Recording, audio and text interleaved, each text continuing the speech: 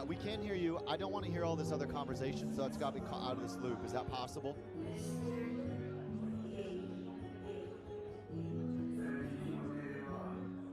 No, it's on. I didn't hear it go off. I don't.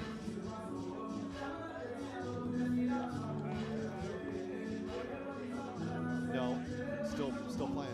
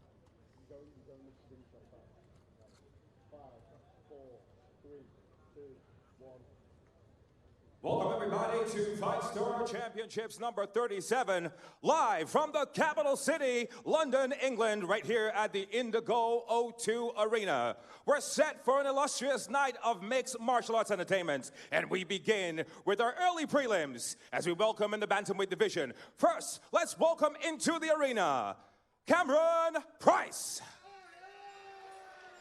Well, a very good evening, everybody. Tuning in here on YouTube, great to have your company. Coming to you from the Indigo 2 for the prelims, of course. Chris Hoekstra alongside Alex Richings, and we've got in the blue corner making the walk, Cameron Price. Yeah, Cameron Price, man, very excited to see this kid. He's got a beautiful striking game. Honestly, if I had to compare him to anyone you might know, if you've not seen him fight, Edson Barbosa. Like, beautiful calf kicks, good management of distance, lets his hands go, but he's also very good on the ground. Some great ground and pound as well. Well, rumor is it that walking into a Thornton Heath gym because confrontation frightened him. Now 19, though, he actually built a life out of the very thing he was afraid of. Cameron Price, of course, from the NWA, the New Wave Academy. He's got a kickboxer's legs, Alex, but you might also say the patience, too. We saw some great K1 performances. Oh, yeah, definitely, and that kind of experience is invaluable. Those kind of firefights you get in K1 where guys are willing to exchange. You know, it's not as paced sometimes as MMA can be, but he definitely needs to move tonight, get those kicks, create the space like you talked about, and be aware of what's coming back from his opponent as well. Well, last time out, Price actually under a minute.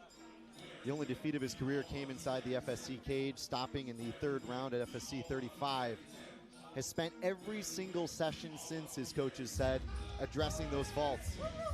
Loves taking his opponents down in their own game, proving he's the better one. Well, Cameron Price is in the cage.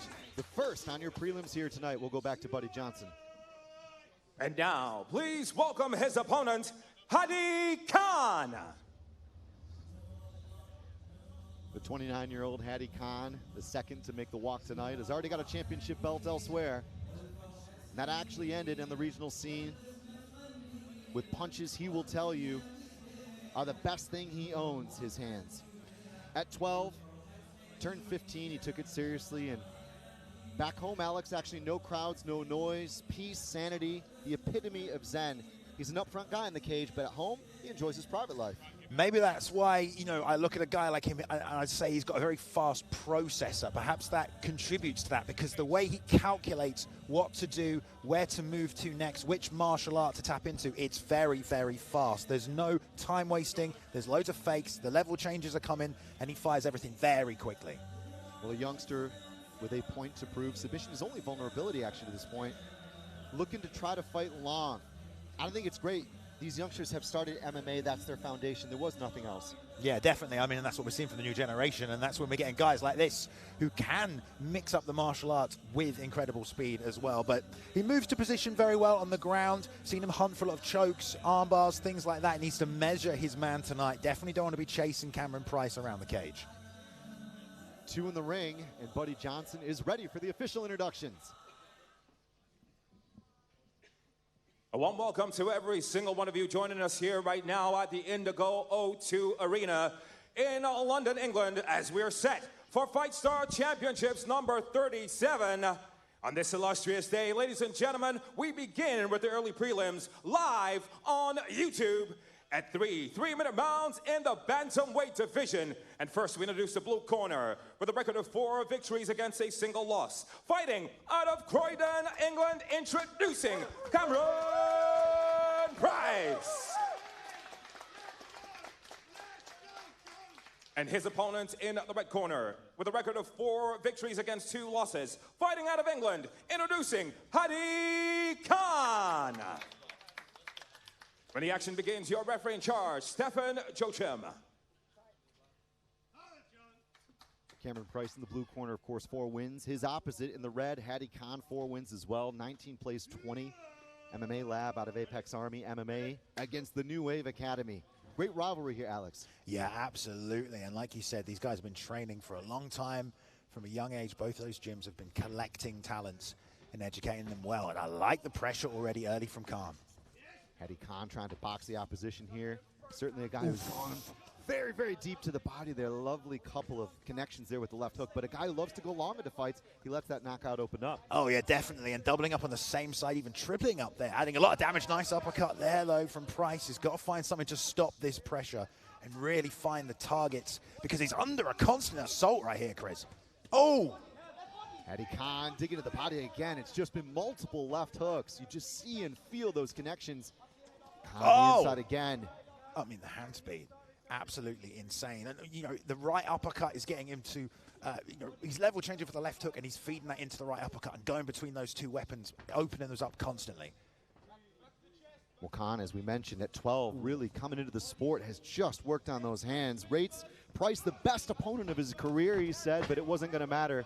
Once I find my way inside, I'm going to find the target, and he's certainly finding those early connections. Oh, and ripping to the body constantly. I mean, that's beautiful work, digging in tight. You see Price trying to lay in the head kick there. Just doesn't have that space. He needs to find a way to stop this apparent pressure, get himself a little bit of distance, and he can get those long legs going. Well, a lot of pre-fight predictions. Really 2 of the 3 for Khan to do the handiwork, and as promised, wanted to show some offensive wrestling, but you just get the impression at this point it's probably a skill and a trait that won't be needed. It's a good snap kick here in return, but a lot of early pressure from the red corner. A dominant round in my view.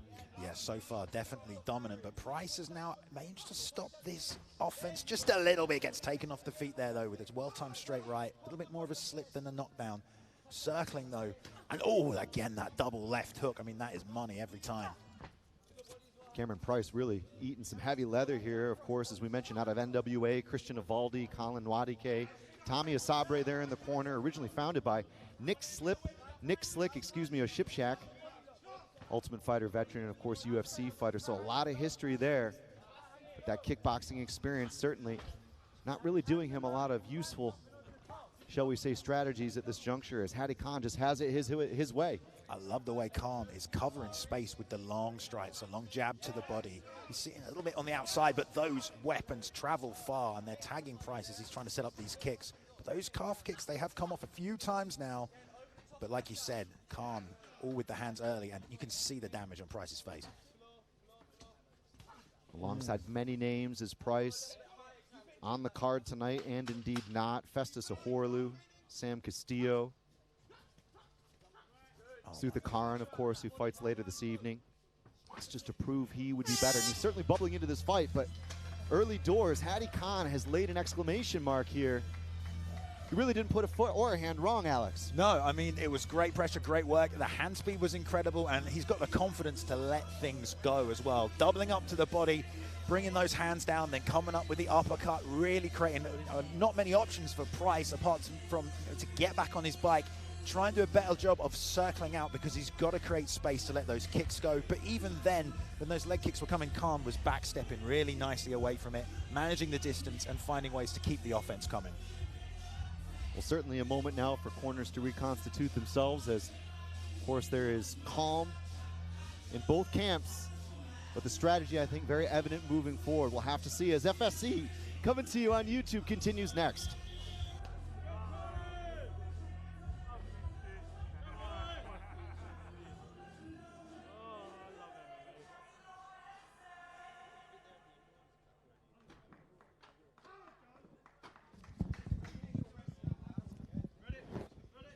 Two of a scheduled three here, of course. Hadi Khan up on the scorecards by this unofficial bench.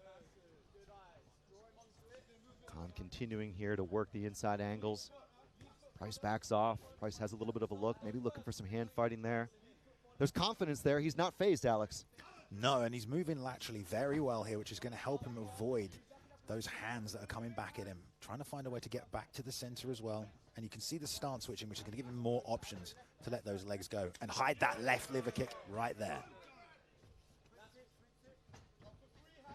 Khan calculated here. Naturally setting up the southpaw attack is Cameron Price. Fought at the end of June on a regional LFC card. Shout out to Leo Alderman. And found victory. Spoke candidly about his support, the NWA family, of course. But this opening exchange certainly better here in 2 of 3. That was a sickening liver shot. Dug the toes right in under that right elbow. Found a home for it. Khan's jab just as accurate as it was in the first round, though. That's definitely going to prevent those long-range weapons coming out if he steps forward. Now going inside with the calf. Ooh, once again. Good inside chop here. Coming from Cameron Price. There's head movement. There's an ability to deal with the jab. And indeed the hand-centric approach that was expected from Hadi Khan. But right now, Cameron Price is easing his way back into this fight. And we knew there would be a little bit of a feeling out process. I didn't think it'd be that lopsided for Khan in the first round, but what a round so far for Cameron Price. Yeah, Price is now finding his distance and his timing much better. That southpaw stance working out for him. That left leg landing to the inside, but Khan with that pressure again. Those hooks travel a lot of distance, and that's why they're connecting on Price as he's trying to circle out and away. That left leg was money. If he can find ways to continue to land that to the inside cuff and the body, he can start breaking Khan down. Much more complete approach. That being said, he walked into a good straight there. Hadi Khan, nice and settled in the pocket, standing ready to deliver the counter and the power. But at this point, Cameron Price has turned the ship in the right direction. And that's called listening to your corner. Definitely, and you saw the corner calling for that check hook as well, especially from Orthodox. And now he's here, we'll see if he throws it. Came out earlier in the round to deter some of that pressure from Khan, but I think it's these leg kicks that are really doing damage now to slow down that forward pressure and to stop him from being so explosive when trying to cover distance. But he's doubling up back to the body there, Chris. Nice work. Price came into this fight a rated opponent from Khan, who had said that the contest would be challenging, fought at a level that it had been billed at, but no predictions. He was looking for something early or something late. It didn't matter, said Hadi Khan. But at this point, Cameron Price has offered a complete solution here from the art of 8 limbs. Really no elbows, but shall we say 6. I got a tie ball game, Alex Richings. Yeah, I think you're definitely right. Definitely found a way back into the fight from that round, and it was with the kicking game. Maintained the distance he needed a lot better, and really from that first liver kick, there was a difference, a shift in the momentum from Khan. He was more hesitant to enter, stayed more on the outside, and that only gave Price more time to set up those long-range weapons. We enter the 3rd round. It was probably the least likely proposition given the fact Hadi Khan was looking for a finish very early on the ground or on the feet. And certainly, like we said, had great connections with the boxing. He's never been outpointed. He's never been knocked out. So if this goes the full distance, Hadi Khan might have the comeback in his eyes. That being said, Cameron Price, where does he go from here? More of the same, really, right? More of the same. The pressure was getting through for Khan, so it's up to him, really, if he wants to hang in the pocket and try and fire back or stick to this kicking game that's working for him. He's blasted the inside of that calf. It's going to slow down that forward pressure from Khan. Price, though, I think he might go up high this round if he wants to try and find a finish with a head kick. 3 of 3. Price in the blue. 19. Hadi Khan in the red. Just 20. Two youngsters in their MMA career. At 135 pounds. This one brought to you by Novo Energy. Great to have your company once again on FSC YouTube. We are on the road to DAZN from 7 p.m. Of course, an absolutely massive card in your future. 3 title fights. Semifinals for 25,000 pounds down the road. This is the new era. And we saw him already looking for that head kick twice already, Price now, off that left leg, expecting after all those body attacks to, find a way to start sending it up top. Just going to create a lot of hesitancy in Khan, who wants to level change and now is just getting blasted on the outside. Needs to really adjust here and find a way to push Price back with those straight shots. Nice angle, though.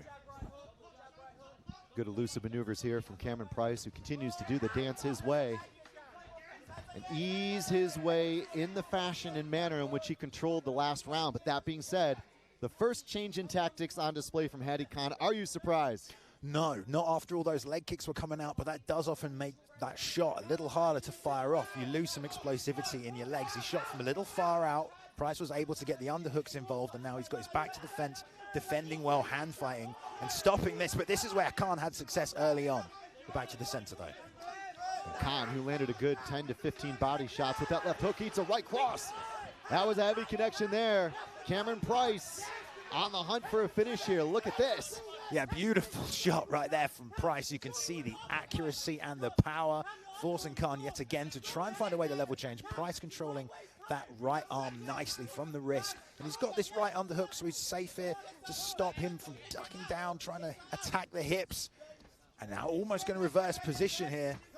Back to the center. Not much time left on the clock.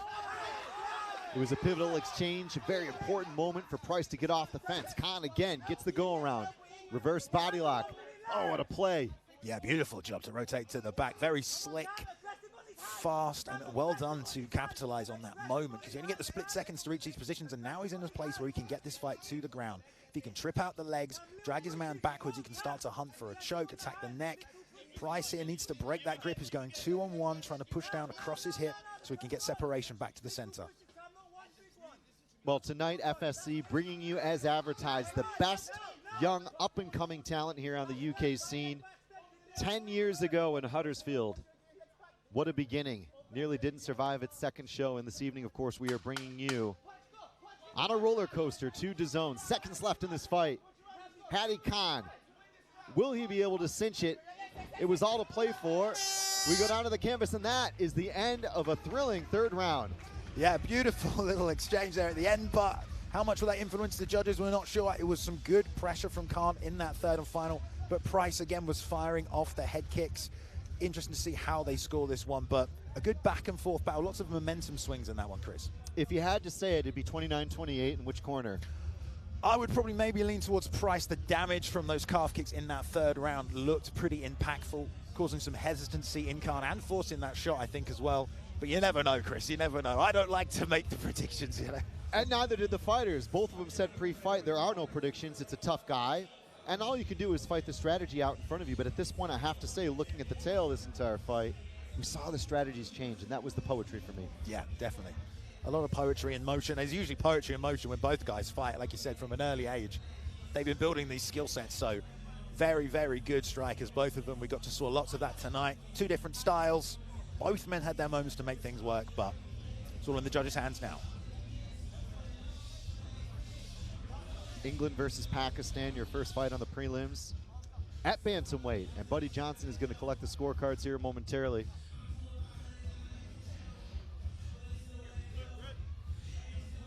Stick with us for the first result of the night. Here is Buddy Johnson.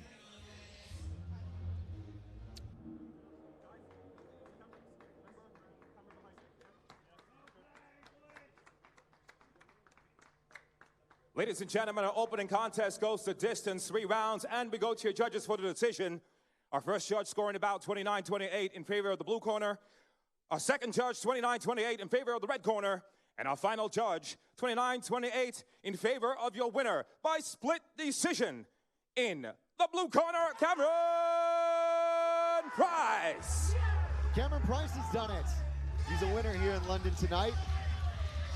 Oh, it was always going to come down to that third round. Alex, I think it was the right decision. Yeah, definitely. And, you know, he had to come through a hard first round there. You know, took a lot of shots, was bleeding, but managed to find his rhythm, set the right distance to let those kicks go. And I said at the start, very Edson Barbosa, like you don't want to get leg kicked by this guy. And the liver kick was on point. Couldn't land the head kick, but still a very good performance. Well, we might see him go up a weight class or two down the line. We'll have to see. That's what always goes down as you're young and developing. The NWA team has to be happy with that performance. And again, for me, the big switch was between rounds 1 and 2. Yeah, definitely. I mean, that's exactly what we saw here tonight.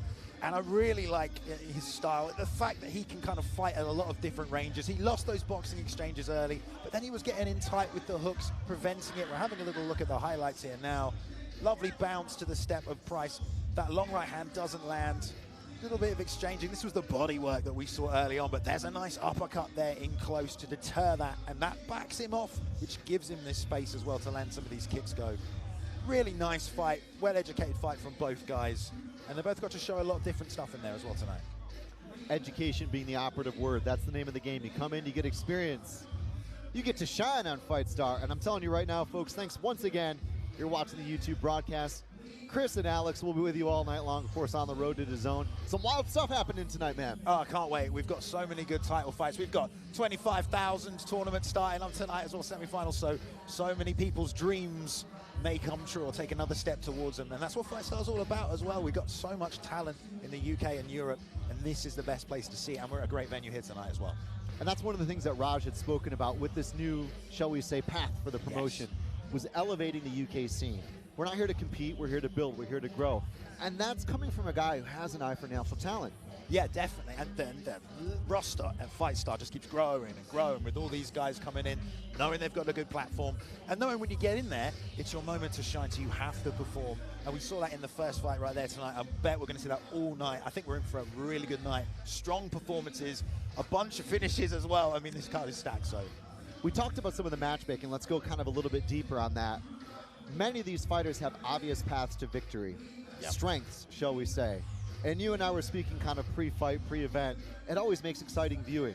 Oh, yeah, definitely. I mean, everybody has their own style. That's what MMA is so, you know, what's what makes it so fun, you know, just seeing people navigate that style against different opponents.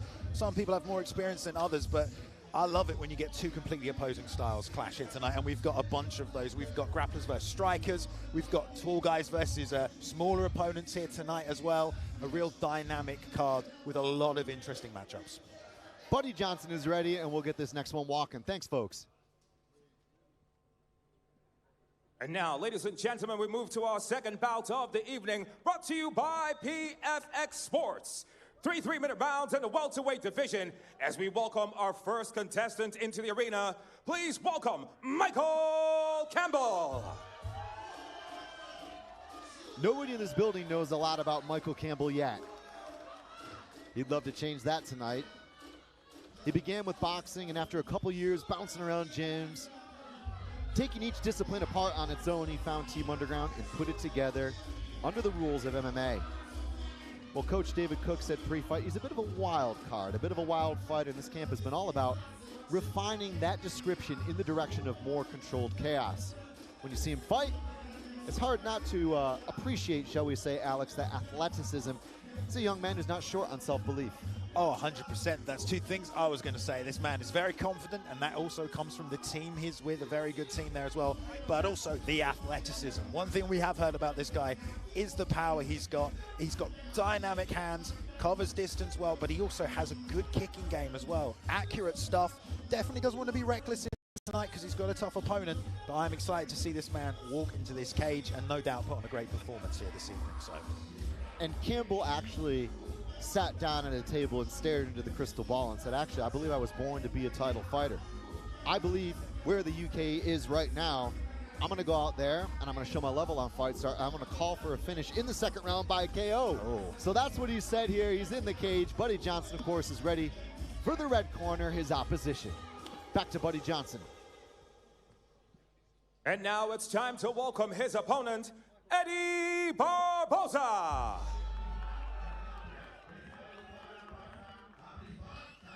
We mentioned the last name Barboza previously. However, we did not mention the first name, and that is Eddie. And everything he's won has been via KO. The irony being he came to MMA through jiu-jitsu. You'd never guess it watching him work. Describes himself as a pressure fighter. Loves to lean into his wrestling. Well, the plan tonight, he said, was about as blunt as it sounds. Walk him down and put him on the fence. Personally, though, I took a look at the scouting report, and I had to say, 10th Planet badge, I'd be keen to see the takedown off the fence. And maybe a little twister game. Shout out Eddie Bravo and Jamie Scott and the crew there. I think we could bet on this, though, Alex. Neither fighter's going to be keen on a backward step. Definitely, definitely. And I would like to see a twister. We all would. But you know what? This guy also has great striking. He's southpaw. He's compact. He throws the left hand hard. He lets the left leg go. I really like to see him get in there and slowly chop his opponent down. But he's against a very explosive, aggressive guy. So he has to be aware what's coming back as he tries to navigate the fight and get his distance inside the big athletic frame of Campbell. Well, Barboza coming off a nice first round TKO in March 2026. Like we said, he's a guy who loves to really cut the cage. Has fought a lot in small cages as well. It's an important thing. Sometimes that shift in geometry can really affect things, but it's all about heavy leather and hard hooks. Barboza looking stacked here. Very, very relaxed coming in. That's, I think, an important thing, Alex. We've seen it from a few of the fighters tonight. Early in their career, there's no nerves. Yeah, and here tonight, it's a very special night in a very iconic building, so that can play into it. But, like you said, both these guys looking very calm. They know what they've got to do. There's a job to get done here tonight. Two powerful athletic men as well, ready to go.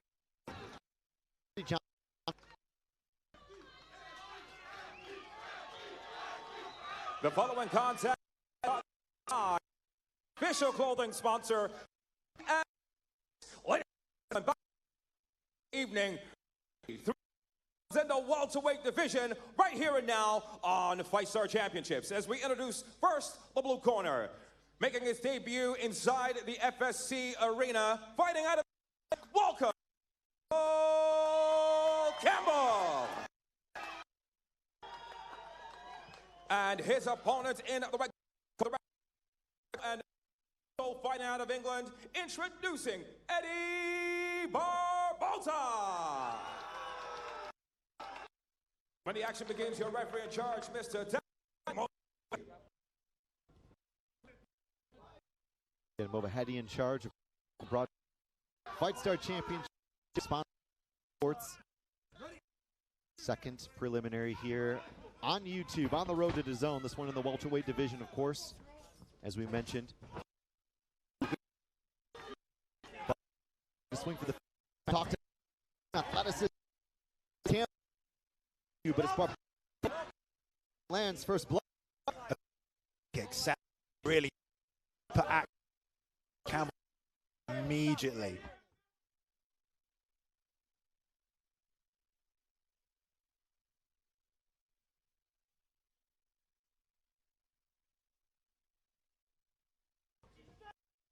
Campbell expecting a dangerous performance. Is looking for that second round. I'm telling you, isn't interested in anything beyond the first few minutes. No, I wouldn't expect that from either guy because they're both throwing leather. There's a lovely straight right. Campbell's gone down low with those leg kicks, but now the right hand is coming and that jab lands on the chin, finishes to the body, mixing up the targets. Barboza taking some breaths here as well. The mouth slightly open, and the eyes widening as the gunfire is coming his way. Knows he's got to try and time some stuff right now, and he's looking to let his hands go at the right moment. And those toes just brushed his chin, tries to level change. But man, he is in front of a powerful guy in Campbell. Campbell actually a quicker turnaround. We mentioned the quick turnaround for Barboza. Campbell in July lands a nice 1-2. The one comes up short, but the cross very flush, pops the head back of Barboza. There is literally no feeling out process here right now. It's gone haywire, Alex. Haywire, but look how smooth Campbell is. He's not overexerting himself. He's not getting too aggressive. It's just really beautiful technique, sending it straight down the pipe. And that's why it's hard to see, and that's why it's landing as well. So I love the composure shown from Campbell. He said second round, he might be trying to pace himself. Barboza tries to level change, but he lands a left hook. That's nice and tight, and he comes back forward looking for more. Barboza looking to maybe get below the waist. Well defended, of course, by Michael Campbell, who has really not been rattled by any of the heavy metal coming in from Barboza. As we suggested, of course, on the walkout, Barboza, a crafty BJJ game, but there has been little interest in applying that until now as he goes for the single on the inside. Can't quite get it. Campbell, athletic and defensive as advertised, but is forced to eat punches as well. Not the best of head movement. No, not necessarily, and Barboza has to obviously close that distance. He's got the reach disadvantage here, so Campbell could benefit from that a little bit, and when he's at his range, he's letting these straight shots go. They're exchanging in close now, but that right hand is a real weapon for Campbell. Has to watch this jab of Barboza, though. It's tagging him back. Oh, and another right hand lands there at the end of the round. Seconds left here.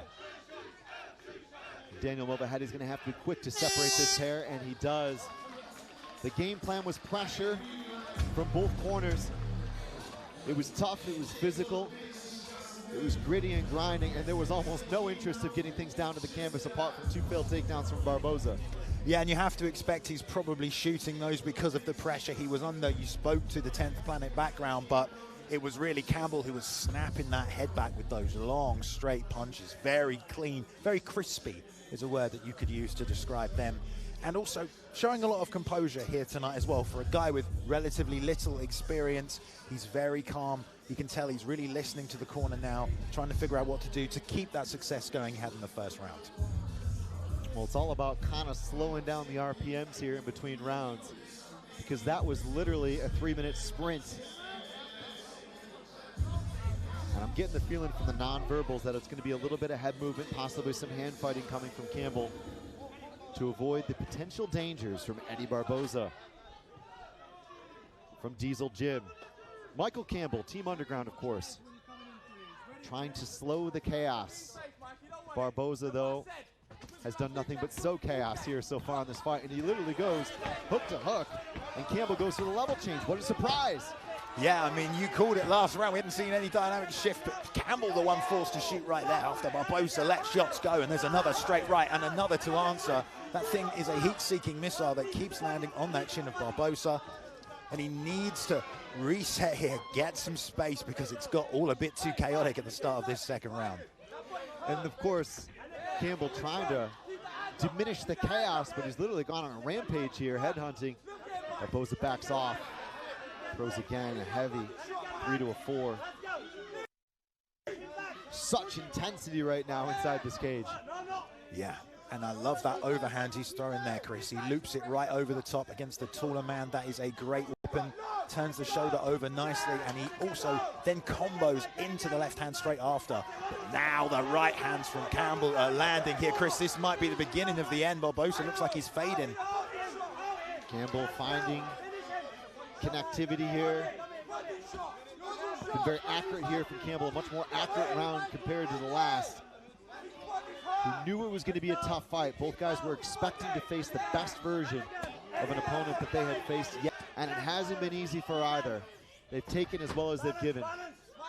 Man, the sound of the shots when Campbell lands are whacking off the chin of Barboza, who is still standing somehow, eating so much punishment here. Getting dirty now as Campbell, throwing knees to the body, uppercuts from this in-close position. He can also control and limit that overhand and that weapon from Barboza, who was taking these on the chin. Ref taking a close look, Chris. Oh, those are heavy punches landed from Campbell, the man who wanted to go for titles and show the new level, the new era on FightStar Championship. Fireworks was the promise. Could this be the rocket ship in 2026 if the trajectory continues? The corner for Campbell calling for more body shots. They're calling for straight shots, not hooks. He's trying to do a lot to get Barboza out of here at this point, who's just surviving all this punishment. Eats another right uppercut and a left hook That uppercut has been working in these tight exchanges, but he's still coming back to fire, Chris. Oh, the left hand. Dan's taking a step towards him here. This has been a slugfest here in the second round. Neither, as we said, was gonna, on the walkout, be interested in a backward step. There is no reverse gear between Campbell and Barboza. Only 10 left, another knee to the body. He's mixing up the offense really well. Barboza swinging though. Oh! Don't think that he buckled there. I think he just level changed a little too low under that shot, but my goodness, Barboza almost on his knees there at the end of the round, Chris, so exhausted from the punishment. It's kind of one of those fights that somebody chucked them both into a blender and turned it to the top RPMs and hit, you know, and literally didn't take the thumb off the button. Make me a smoothie. I don't know how to score this fight. Nor do I.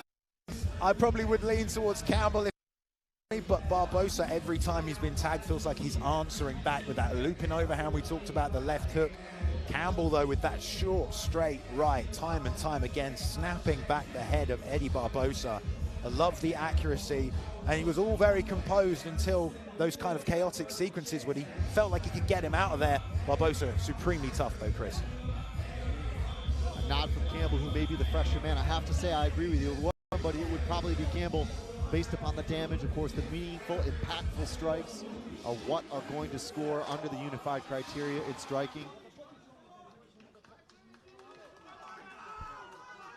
Daniel Movahedi, of course, giving some instructions to Barboza, who has taken, as well as he's given, as you alluded to, Alex, this is the third and final round, and it's a fight that we didn't think was going to see the third, and that neither fighter predicted would see the third.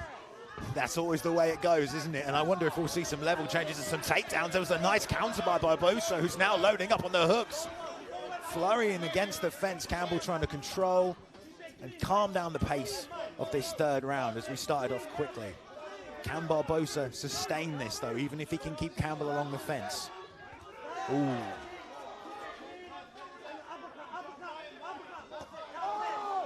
Michael Campbell, focused, eyes open in the pocket, a little bit more educated as far as the offense goes. Playing defense a little bit, not a lot. The fresher man here as he digs to the body, works in the clinch, the dirty boxing and the knees come in. Here comes Michael Campbell. And Daniel Movahedi, who did give instructions there in between rounds. Rule number one, protect yourself at all times. Eddie Barboza goes out. It's a TKO in the third from Michael Campbell. Yeah, and I'm not too upset with that. I mean, he may have stayed in there for a few more moments or minutes, but he was taking so much punishment. Campbell was not slowing down. The sound, I was going to say, the sound of those shots, Chris, the thwack on the liver shots, the sound of that straight right, pinging off the head of Barboza. I mean, Campbell has some serious power at this welterweight division, and he really knows how to use it, and he didn't really put himself in danger letting it go tonight either. He was introduced to Muay Thai and Jiu-Jitsu, broadened his horizons in MMA, described himself as explosive, fast, and he delivered here tonight on FSC. I'm telling you, Barboza's tough. You can't count him out after that. He's certainly got a future too, but tonight, Michael Campbell was the better man. Definitely, and definitely a tough guy. And also, I love the show of respect there. Campbell going over and make sure his opponent's all right after that sustained punishment that he delivered here tonight. Ate some big shots himself as well. Barboza refused to quit, was firing back the whole time. But I am excited to see what the future holds here for Michael Campbell. And another great performance. All credit to Barboza for hanging in there, but I think the referee made the right decision. Some little highlights here as well. That left hook to the body was landing. The knees to the body as well, going back down low. I mean, really, he was keeping Barboza here and just punishing. And there we see the finish, Chris. Daniel Movahedi intervening. The third man in charge, of course, is the sole arbiter of the fight. And Buddy Johnson gives us the verdict we already know. You're with us on the YouTube stream. The FSC 37 prelims continue. Our referee called a stoppage that is about 52 seconds into the final round. Your winner by TKO, Michael Campbell.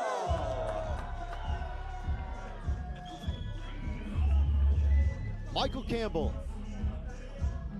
the W he so badly wanted. The summer of 2026, July 25, August 23rd. Who knows what back-to-school season's going to bring, Alex? Well, I mean, I know he was predicting a second-round knockout.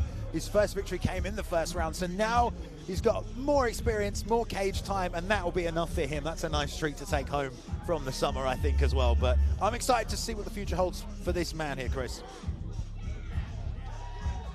Enjoying the limelight here is Michael Campbell. Plenty more coming your way. Stick with us. We'll be back in a jiffy.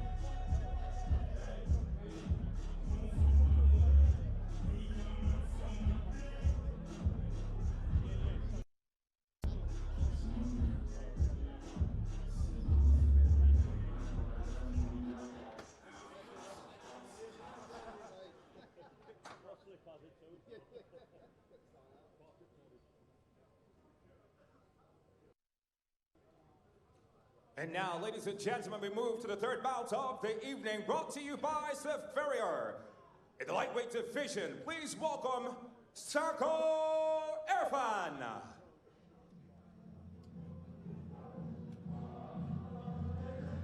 Sarko Irfan was born in Kurdistan and lives and trains in London. And he says, without dressing up or mincing words, hunting the neck is his primary objective. He was back at it this month, back at the scene of the crime with another choke inside 2 minutes. And the one man to beat him, interestingly, fights for a championship tonight on the top of the prelims. So that is the scoreline of what could have been and may well be in the future. However, for Irfan, it starts right now with the task at hand. The Black Wolf, the first of your two protagonists. Yeah, and I love both these protagonists, let me tell you. This guy loves to start really fast. We've seen him end fights early, pushes a high pace, especially when it comes, like you mentioned, to the grappling exchanges as well. He's very strong with his double underhooks and his ability to take guys to the fence and then pull them down to the mat where he can start to work, like you said, for those submission attacks. Very tight squeeze on this guy. Needs to be wary of the threat on the feet here tonight, so would not be surprised if he uses that ability to throw those combinations to get to the legs and get it down. Well, as we mentioned, his defeat was indeed a 3-round decision loss at FSC 32. However, if he gets to the back, you better watch out. Looking to get back to winning ways. In FSC, Sarko Irfan.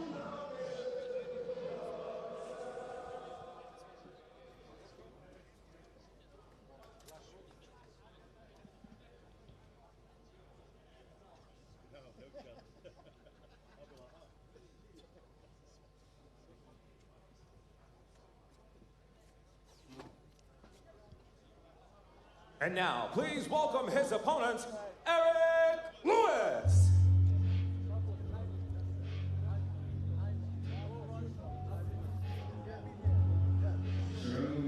"18 wins, 11 knockouts, and an HD Muay Thai record at 21 that many lifelong professionals would dream of. Eric Lewis is keen tonight to start again from the beginning, from scratch. This will be his first fight in MMA. 2 months ago, learning to grapple. Check. Months, weeks on the mat rather than the pads. Check. Training in an outstanding world-class gym. Check. They call him the Animal, and he earned that nickname rather than picking it. Rumor is it, Alex, at 17, he came in on short notice to a fight against the 36-year-old at heavyweight because the promoter just thought he would be okay and that he'd fight anybody. How about making your debut like that?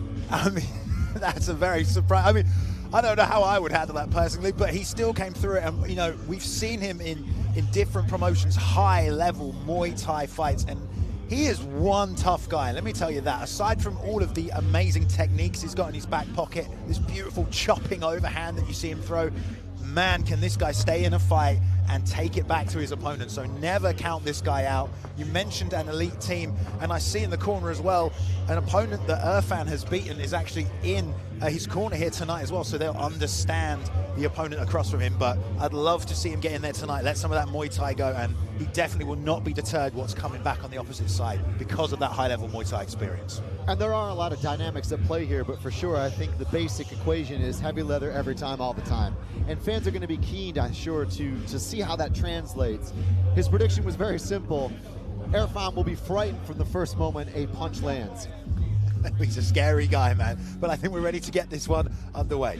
Back to Buddy Johnson at 155.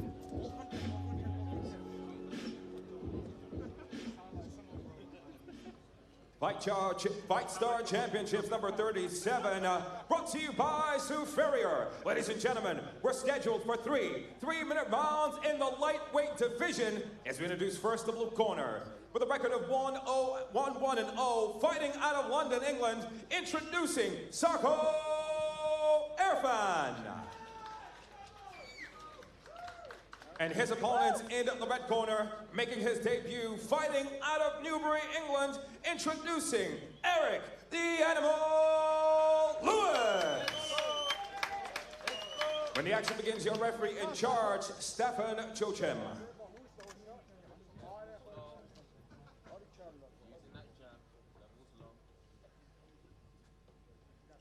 At 155 pounds, Sarko Irfan is in the blue corner. He is 1-1. He is the MMA veteran. Eric Lewis making his debut in the red corner. Coming from the art of 8 limbs, lands a heavy inside kick, but that was the only cue required. Yeah, that is bad news immediately for Lewis. Irfan dives straight on that takedown attempt. He's been chasing the back now as well, and you can tell there's a real pace to how quickly he wants to get to position. Lewis throws him over the top, but he's gone straight to this armbar. Doesn't look like it's locked up. He needs the opposite side. You can turn this into a Kimura perhaps, or roll through. Lewis going to try and scramble out. This is absolutely, I said relentless, high-paced grappling exchange. Exactly what we're getting, Chris. Outstanding there, the scramble from Lewis. Strong. Not necessarily super technical, but went for the neck, couldn't get it. Went for an armbar, went triangle, was literally shaken off. I mean, that's a bull ride happening. Yeah, definitely. And he did a really good job to keep his position and not fall off the ball or into danger in this case. He's got GB Top Team in his corner and an excellent wrestling coach there as well. So I know he's been in these positions a lot inside that gym. Now Irfan working on the legs, going to break down that base, take away the movement even if we come off this cage position. But he's going to try and find a way to level train, trying to go for the high crotch there. And it's good balance. Trip doesn't come off, trying to run. And Lewis gets taken down, but he's already working his way straight back to the feet. What a drive here. Literally the most obvious first card to throw down on the table comes from Irfan. From London MMA Warriors, of course, it's .500 on the record department, but it's been very, very early success. Attacking the back here with the reverse body lock. There was a lot of discussion about what could happen here and getting back to winning ways, like we mentioned, off a rear naked choke this past month. But Sarko Irfan has had to work overtime to try to get to the back here of Eric Lewis. Yeah, Lewis keeps getting up, but he really hasn't broken that body lock, which is why he keeps getting taken down time and time again. He needs to break those arms, attack the wrists, otherwise he's just going to keep being returned to the mat. Now he's found a way to come on top, though. Irfan not able to scramble out. He's still holding that body with the double underhook, so he can sweep from here.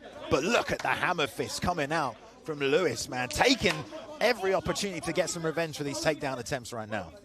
It was 8 weeks minimum for the induction on the ground under Brad Pickett, Ash Grimshaw, and all the rest. Mike Akundeo, who's in the house tonight.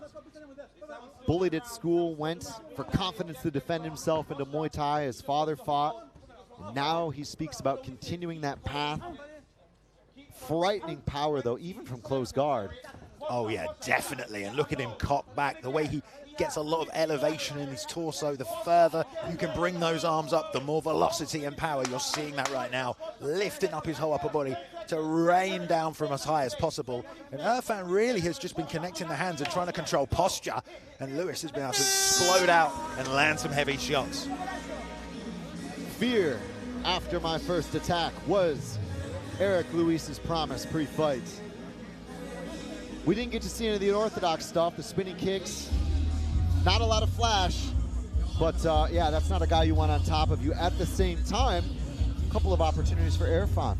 Definitely, and Irfan did exactly what he needed to do. Why waste time? I know a lot of people here want to see some lovely Muay Thai striking, but Irfan knows what he needs to do, and he chased that back. But I like how Luis paid him back for it. He punished him for taking the fight to where he wanted it to go, and that's only going to deter him from wanting to be in that position in that next round. So it's very good if you come in here as a pure striker, if you can then punish in those positions that your opponent's going to try and take you. Well, Irfan, we knew, was going to ramp up the intensity from the beginning of the fight. And the animal, Eric Luis, in his MMA debut, was all too eager to oblige. 2 of 3 in what should continue the fireworks here. The MMA debut of Luis against Irfan, who looks to continue and build a run here in 26 in the lightweight division. Irfan's looking a little wobbly here. I don't know if he's tired or what. He didn't really work hard for those takedowns. He's shot low there, didn't finish, has to come up, and reversal from Luis using that left underhook nicely. Now controlling the hips and firing off knees. We're back where Luis wants this, and it's going to be hard for Irfan to shoot while his back's to the fence. Luis with the first potential setup here. Looks to squat and lower his stance again. Just very difficult times dealing with the level change, and an outside trip to the good puts Serko Irfan on top here for the first time in a long time, and a potential opportunity to open up that pass. That was a beautiful level change right there. We saw Luis trying to load up that right hand that he loves to throw. Beautiful timing to get underneath it and to finish the sequence as well and end up in full guard. What can he do from here is the question. Hips are a little bit far away, needs to bring himself a little closer to his opponent to get more control. Otherwise, Luis, we've seen how quick he can get back to his feet here, and Irfan does not want to waste this opportunity. Loads of time on the clock, needs to find control. That's better, coming in tighter. Now he can try and open up with some ground and pound. So a chance for a breather here between Irfan and Luis of what has been a fight at nearly warp speed so far. Again, there's the back take, double hooks. Luis tries to struggle. Can he big brother his way out? Maybe not. Probably the best finishing position so far here on the back, Alex. Yeah, definitely. The speed, he threw those hooks in and dragged his man to this danger zone now. A bit of hand fighting. Got the seatbelt in, both hooks secured. No real movement on the torso for Luis right now. We'll see if he goes to that body triangle. But for now, Irfan needs to just start to find a way to slide one of those arms under the chin. Attack the neck, and you can see those hips. The explosiveness of Luis helps from the Muay Thai and helps him reverse, and it's been helping him get back up. But he needs to keep turning his body into his opponent to escape this position. Hard to see though, Chris. This might be going under the neck. Possible figure 4 here. Irfan fishing. Trickier to do with these gloves. Let's see if he can get it. It looks like it might be one of those where he doesn't have the hands where they need to be just yet. That being said, it's about as stagnant as we've seen Luis in this entire fight. Can be exhausting at a minimum here, really. Yeah, and Irfan was the one who looked tired at the start of this round, but he was able to level change beautifully. There is exactly what I was talking about, though, from Luis. Found a moment to rotate, spin those hips back in, and we can get some more of this ground and pound off that we saw in the first round. Unfortunately for Irfan, he had a good position to try and finish this fight, and now he's back where he was after it failed in the first round, taking these big ground and pound shots from Luis. Piston-like right hands there from Luis. And that's a guy who's worked his hands and feet for an awful long time, who can get you in those positions. And we see that from so many of these fighters who come into MMA. They carry uncommon ability to generate power from angles that really shouldn't be that powerful. Yeah, like short, confined spaces, Chris. Exactly, and he's very good there. You see that Irfan's trying to control with those overhooks, tie the arms up. Luis has that power to rip those arms out and throw, like he said, from very short spaces as well when he needs to. Posture up real high and rain down from above. A chance to clear the decks here in between rounds. Let's take a look at some of the action. There was a good heavy little bit of pressure which exposed the back. The first golden opportunity, in my opinion, of the fight, as both hooks came in, and then it was straight to the choking game. but it wasn't fruitful in the end. No, it wasn't. He couldn't really find a way to clear the hands here. Lewis did a great job of hand fighting, controlling wrists, never letting him really start to cinch up an attack. Got that left foot on the mat, and he's going to push off and explode and rotate his hips back in towards his opponent here as well. Lewis, real powerful hips, and when he was back on top, found a way to break these grips, stop Irfan from controlling him, and start to land that ground and pounds. Which way will it go? It was, again, an unlikely candidate of a fight given the different opposing styles. So many of them here on the prelims tonight with obvious paths to victory. Will we finally see the Muay Thai open up for Eric Lewis? Or will it be Sarko Irfan to attack the back again? Oh, that was a heavy couple of punches there from Lewis to open up in this third round. Yeah, great job digging that left hook to the body to slow down what seems to be an already deteriorating gas tank. But Irfan here, man, he is level changing every time something comes his way. So Lewis, wise to be careful, even if he's not able to set much off. But now he's starting to string attacks together. We saw a right hand come out there. Irfan now launching the right hand, but he's still looking for that level change. Wouldn't you though, Alex? You're literally staring at a semi-truck of a kickboxer right in front of you. I would get out of the way. Oh, want to get out of the way of that turning side kick to the body that landed beautifully. And like you said, there's some of the flash, there's some of the spinning stuff. Shows he's feeling a bit more comfortable in there under this threat. But Irfan now letting the hands go. There was a nice long straight right, came over that left hand, which is very low from Lewis. Oh! Good crisp right there on the inside, going up with the wheel kick is Irfan. Upstairs, excuse me, was Eric Lewis with that wheel kick, and Irfan tries to get underneath.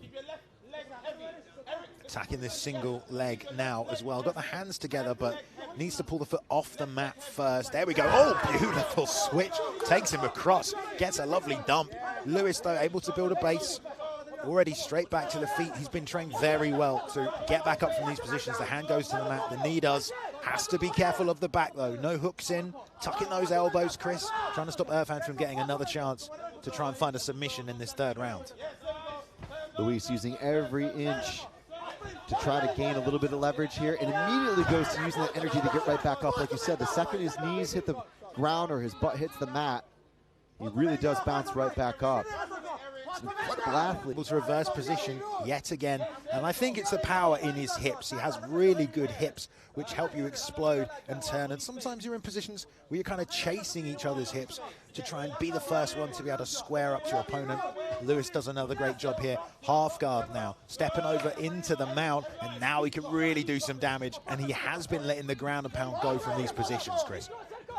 The most dominant position here of the fight. Eric Lewis, the man who has been to Lumpini Stadium. Victory in one championship. Oh, what a moment here. It was the MMA debut that literally took almost 8.5 minutes to be able to get to a finishing position. And by the end, you have to say that's a moral victory at a minimum. I don't know where the scorecards are going to go, but Eric Lewis reversing position, passing out a half guard to full mount. I mean, another 30 seconds, it might have been a stoppage. That's a very good point as well, Chris. From that dominant position, like you said, the most dominant position in that fight. Irfan early was really chasing those takedowns, but Lewis showed a great ability to reverse. Let's have a look at some of the highlights here as well. Some of these right hands from Irfan were coming out. Lewis keeps those hands low. There's a straight right and a left hand that lands, though. Really good job turning that over. Just good, accurate shots. And like we see, there is the turning side kick. It did miss. He did miss on that wheel kick as well, but that's a tasty right hand. Irfan did a good job here with a beautiful takedown, elevation. Didn't need to step between here, just was able to pull him out, create a little space, and yeah, get the high crotch.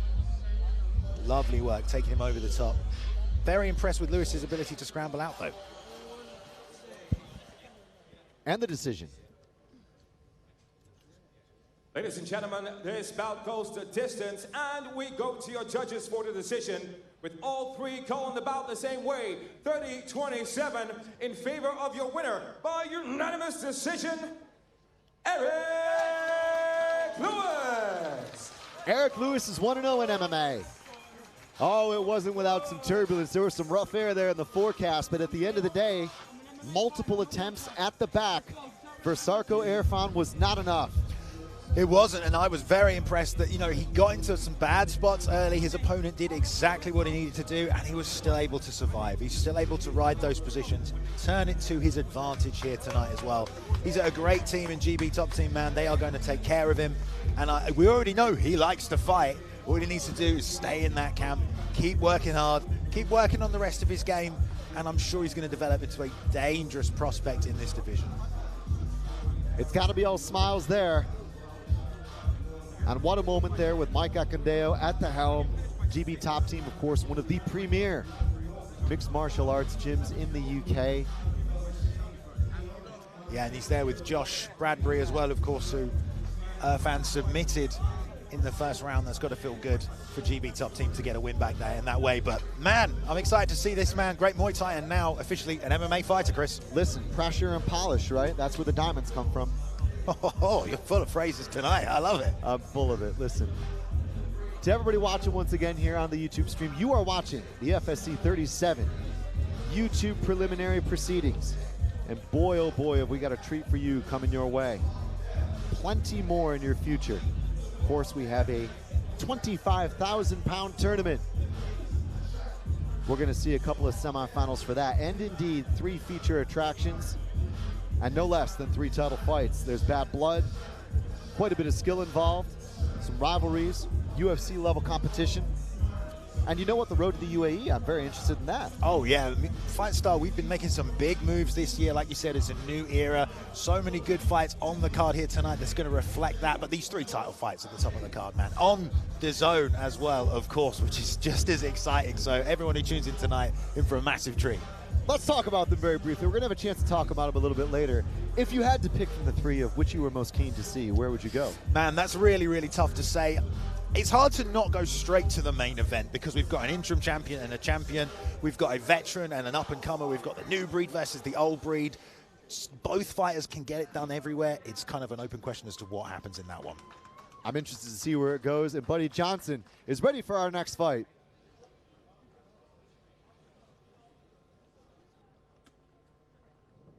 Coming up next on FightStar Championships, in the early prelims live on YouTube, is a lightweight division matchup as we welcome first into the arena, Benjamin Chibotaro.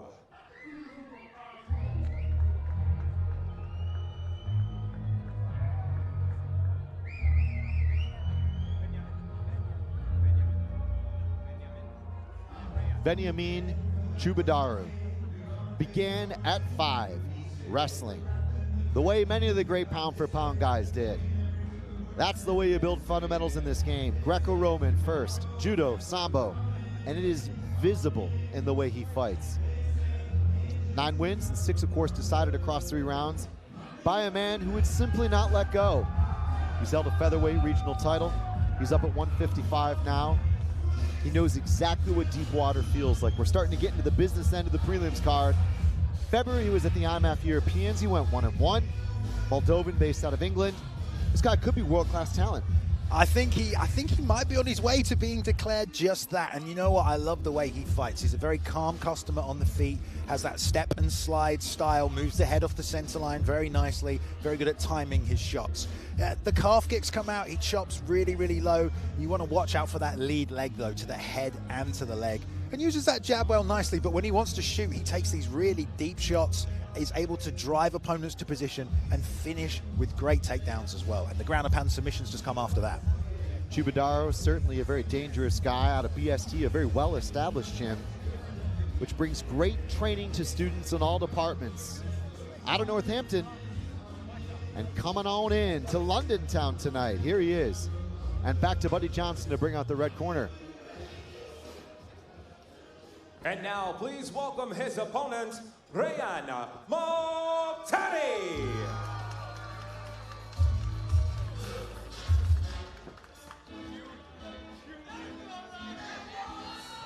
Ryan Montani began at 5 as well, but in a very different sport, in karate. But like many youngsters who discover a hobby growing up, he just lost interest. Many years later, I'm talking many years later, one evening he found it again watching the UFC in lockdown with nothing else to do. That was in 2021 and had brought him back into the dojo. Mokhtari actually calls himself Mr. Charisma, but there is substance underneath the name. Believe me, you. He's got a natural eye for the KO. He's never been stopped, and he's an FSC veteran. Yeah, I'm very excited about his fight here tonight because he's such a diverse and difficult puzzle to solve. You know, he's got a long reach for this division, sends out a lot of straight shots, uses the jab well, but he's crafty. He'll switch stances, hide his head kicks behind them, and he's very good at controlling the action, dictating, okay, we're going to fight here, we're going to fight at this pace, and all the time he's trying to set you up for something devastating. I mean, his head kicks are absolutely lethal, and his opponent absolutely needs to be aware of them tonight. He's got a taller guy tonight, so we'll see how that plays in, but he's going to want to set this man up with something heavy and counter those tendencies he starts to read, because he's great at making reads as well as Mokhtari. Mokhtari, of course, training in camp with Nathaniel Wood. Shout out to Nathaniel. I haven't seen you in a while, buddy, but that's UFC Paris in the future in September. And his argument was very good pre-fight. He said, look, if I can survive those rooms, I can survive just about anywhere. And that will bring me confidence tonight. Again, much has been a common saying here. My eyes are to the top of the sport. And the fighter in front of me, and indeed the fight in front of me, is a step forward in that direction that I want to take. Buddy Johnson is the third man in the cage all night long, and he's ready to make this one official in the lightweight division.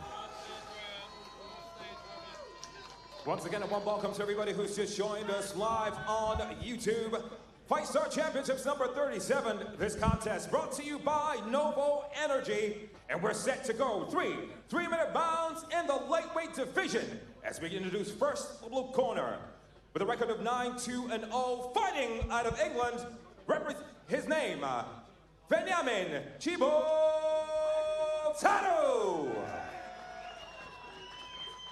And his opponent with a record of 4-2-0, fighting out of London, England, by way of Algeria, introducing Rayan Mohtadi. And when the action begins, your referee in charge, Mr. Daniel Movahedi.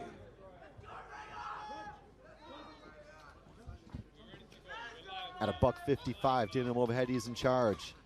Benjamin Chibotaro and Rayan Mokhtari. Red corner for Rayan, 4-2, 9-2, of course, for the blue corner, as we mentioned on the walkout. Outstanding grappling for Chibotaro. And Mokhtari certainly will be an all-rounder. Came into the MMA game starting with karate. You know he got those kicks. Yeah, we saw one early there. Lead switch kick off that left leg. Ran straight into it to Chibotaro. Now he's got some good control against the fence, got a right underhook. He's going to be trying to secure a takedown. We talked about his ability to level change. Fighting at the IMAFs, you fight a lot of different styles. He's definitely a well-rounded guy. Mokhtari said pre-fight, look, I want to show an average Joe could do it and reach the top. I don't have to be made in some lab in the corner of Afghanistan to make it in this sport. I actually walked away from martial arts, but I fell in love for the love of the game. Oh, but there's that wrestling. Oh, my word. I mean, we saw that from Makhachev last weekend. We didn't, but he really forced that takedown as well. And Mokhtari landed on his head. Great job to scramble up, but he's got to watch his neck here as he tries to lock up that front choke. Left arm is under the neck, threatening. We'll see if he might go for that standing guillotine as well here. Vinny looking to squeeze. He's got that left underhook once more, and we can see the power difference. Mokhtari trying to create space between those hips, and Vinny trying to reach between now. Secure that takedown. Chibotaro, of course, competing in the IMAF. This step up tonight was a big step up, a big stage. The O2, a stat card out of Milton Keynes. Looking to impress, has shown a tight guard, solid composure, forward pressure, digging the toes in on the takedown offense, but there's some good counter knees coming in from Mokhtari. All beautiful work from southpaw there as well. He went to the head, he went to the body, and then he hit the knee as well, like you said, Chris. So Mokhtari absolutely clinical when it comes to the striking. But Chibotaro here just always able to isolate him against the fence, find an underhook, and start to work for these positions. Already pulled him off once. So if Mokhtari can match the level changes, taking some knees to the thighs here, which will actually take away from that kicking power as well, Chris. And it was a little bit of a gift, wasn't it? It was kind of like Christmas come early with that knee, because Chibotaro said, thank you very much. That'll give me an option to get a hold of you. And here we go, the trip attempt. Nicely done there from Mokhtari, but the elevator hook is in for the sweep. My word, what a scramble. Yeah, Chibadaru there, beautiful job getting him out, but equally good job from Mokhtari to get himself back up. And he slams that liver kick again. And then the front kick, the diversity of his kicking attacks, man. You cannot sleep on this guy. High and low, spears are lovely straight to the body. Such a nice flow, and then he'll switch stance, Chris, and all the threats change all of a sudden. Now the left leg is a threat on that lead side. Back to southpaw, the left leg on the back side. Very hard to know what's coming at you. It's great to see the cross-training, if you will, out of Bloodline Gym, too. It's not only GB Thompson, he's training his kickboxing out of a gym with a lot of great kickboxers and Thai fighters. Of course, KO Gym, one of the old school stand-up gyms in the UK. Shout out Bill Judd and the rest. Interestingly, Mokhtari managing type 1 diabetes for more than 19 years. So through the weight cut, he said, was a little bit of a challenge, but he looks fresh as a fiddle. He does. That's very impressive to be doing as well, alongside you know, trying to be an athlete. You know, that's got to be difficult, and doesn't seem to affect his fighting style. I'm sure his cardio is on point as well.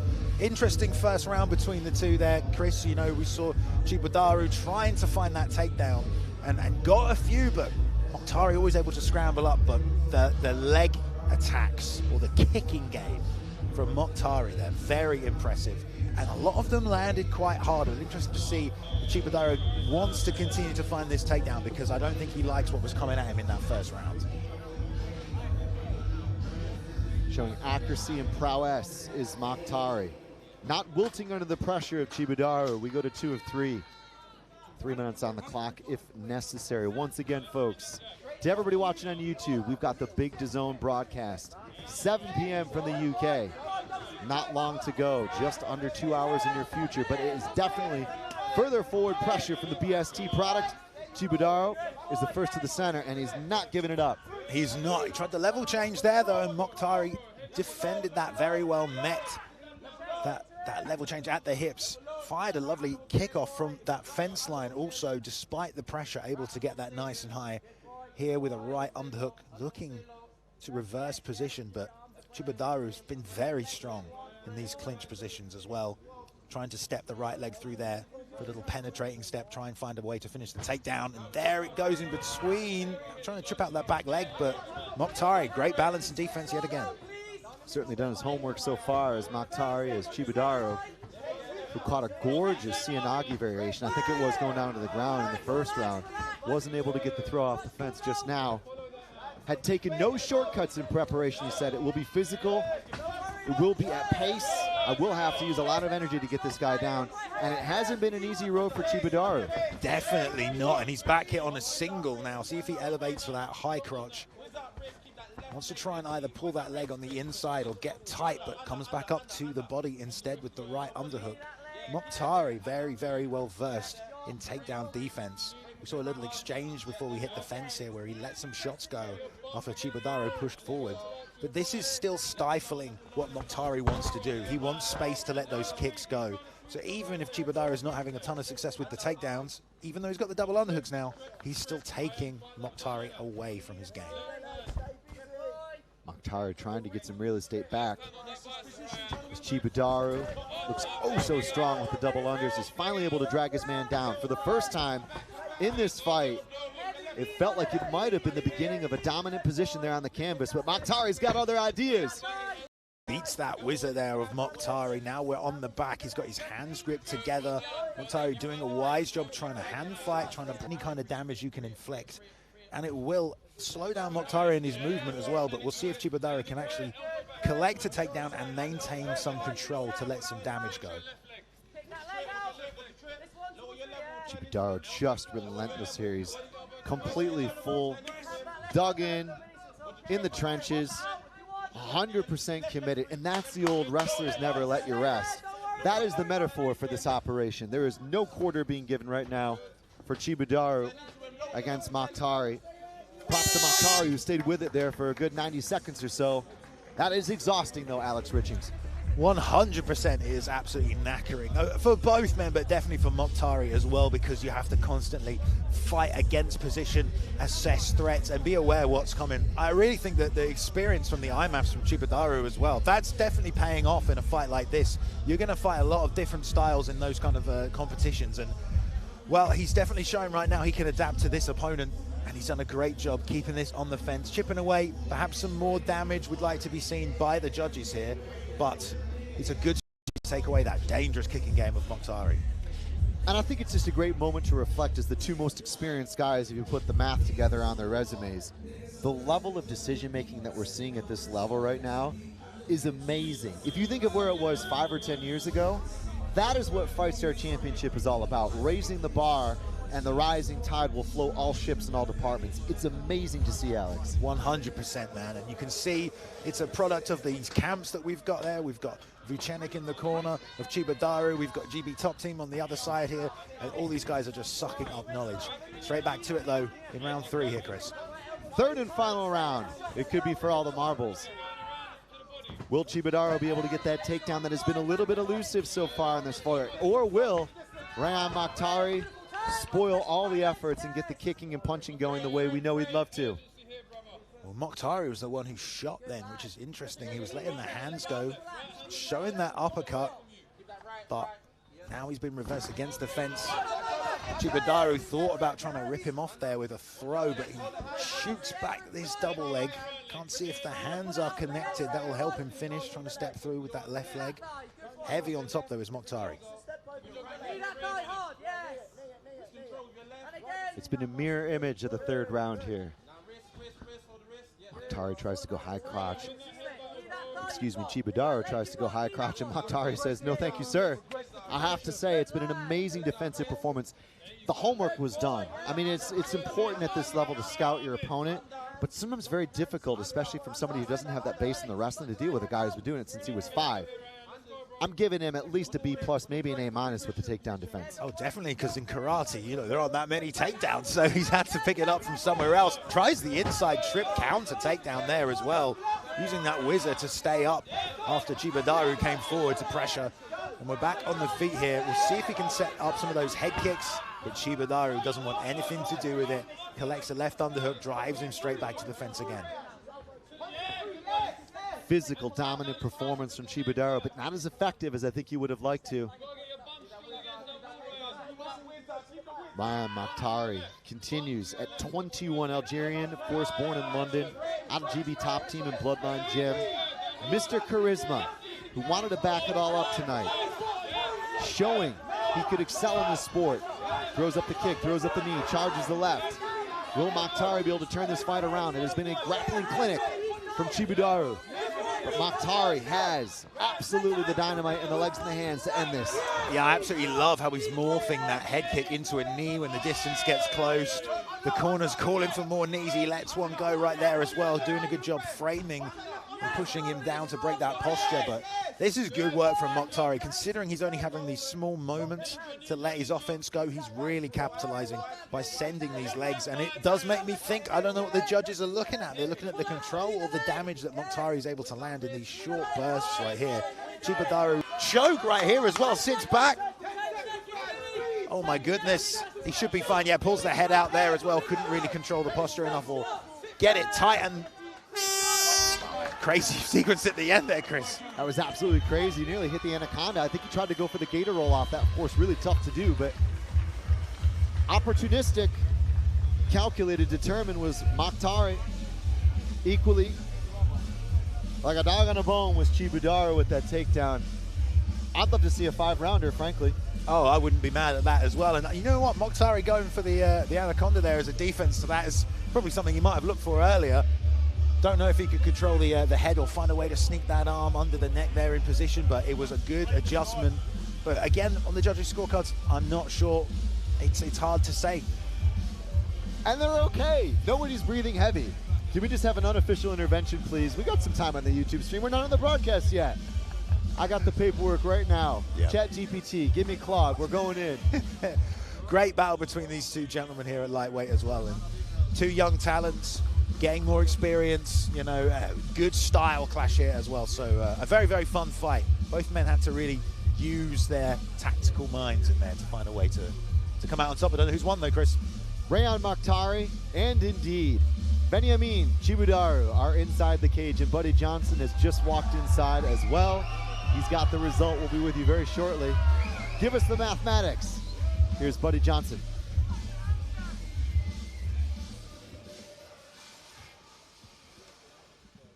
Ladies and gentlemen, this contest goes the distance, 3 rounds, and we go to your judges for the decision. With all three seeing about the same way, 29-28, your winner by unanimous decision in the blue corner, Benjamin Chibudaru. Chibudaru gets the nod. There was questions here from Alex at cage side about the takedowns and establishing something meaningful. A takedown is merely a change of position unless there is offense mounted from it. That is the unified rules, but at the end of the day, it was a unified decision. Yeah, I mean, he was still doing damage. He was still chipping away where he could. It's a tough fight. It's a close fight, you know? I mean, if you can take away your opponent's chance to create offense and you can get a small amount off yourself, then that can be enough sometimes as well. You can't say he wasn't trying to do as much as he could to find a way to... I'm so distracted by the breakdancing, Chris, right here. We need to call up Richie and Gio Martinez, please. Give me the 10th Planet Freaks. Somewhere there's a breakdancer inside of the martial artist. Very happy with the win, though, obviously. I think he wants to go dancing after this fight. Listen, there's plenty of good clubs in London. I got a couple of recommendations. We'll talk. Enjoying the moment. Gracious in victory. And the celebrations ensue. Benjamin Chibudaru, stick with us. Plenty more in your future here on FightStar Championship on the prelims.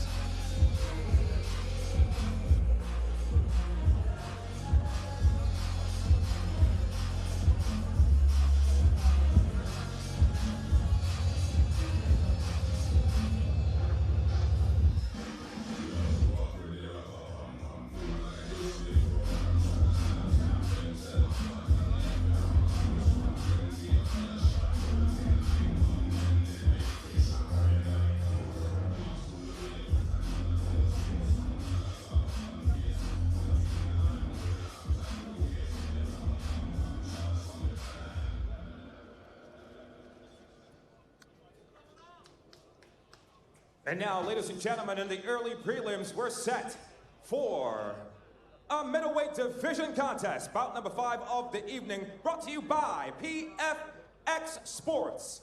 As we welcome into the arena, Keenan Regisford.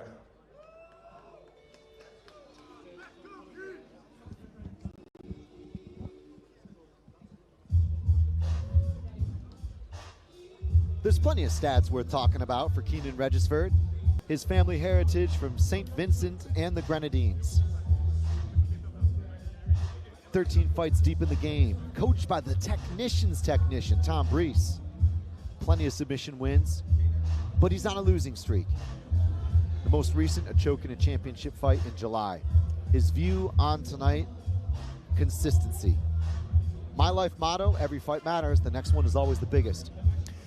Man, I love the way this guy fights, though. Even if he's in that sort of a position, he is very, very dangerous. He's long, rangy, has a very sharp jab, moves well, frames well to create space, and also we've seen him collect multiple submissions when he gets in good position. He's a very difficult customer to deal with.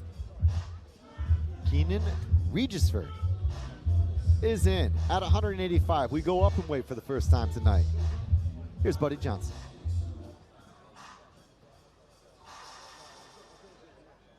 And now it's time to welcome his opponent, Art Hashimi.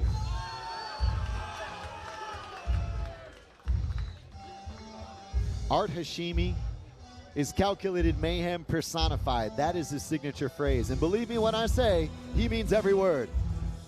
Fighting out of London, originally from Albania, and he learned the hard way. In a tradition, he said, puts fear into a man before a punch is thrown. Started in Muay Thai because, well, at 18, I looked in the mirror and I saw a fraud. But I wanted to turn it around. And now, fighting doesn't feel like anything at all to me. That's got to be the sign you found your true calling in life. He's won before at FSC, but coming off a defeat he flatly did not accept. He thought he won his last fight, Alex. Tonight, though, an opportunity to wipe all that away. Yeah, and an opportunity to show what he's made of as well. I mean, this man likes to come out fast. He has great combinations, looping shots over the top, mixes those kicks in really nicely as well. You can really tell he's from that background. He measures range nicely also, which is going to be interesting against a taller opponent here tonight, but he's always confident in his striking game. If he smells blood, this man gets after you. He needs to find a way between that long guard and between those long arms and look to overwhelm with a combination and then just pour it on, try and get the finish. Giving away 9 fights of experience and 7 inches in height, yet the public actually, in a lot of discussion, have had him as the favorite. Well, it'll be the most experienced opponent of his career, no question, by a rather large margin. Strategies, very briefly. Well, I think he's going to have to, like I said, land a shot and then start to string the combinations together. You know, he's going to be dealing with a guy who likes to pot shot and fight at range, so really he can't just go 1 for 1. He's going to need to find a way to get those combinations off and back up his opponent, and then when he's hurt him, he absolutely has to try and find that finish. And Buddy Johnson is ready to finish the announcements. Let's get this one underway. We're broadcasting live on YouTube. Ladies and gentlemen, FightStar Championship number 37, brought to you by PFX Sports. We're set to go 3 3-minute rounds in the middleweight division as we introduce first the blue corner, standing 6 feet 4 inches tall with a record of 8 victories against 5 losses. Fighting out of the United Kingdom, introducing Keenan Da Vinci Regisford. And his opponent in the red corner with a record of 3 victories against a single loss. Fighting out of London by way of Albania, introducing Art Ilarian Hashimi.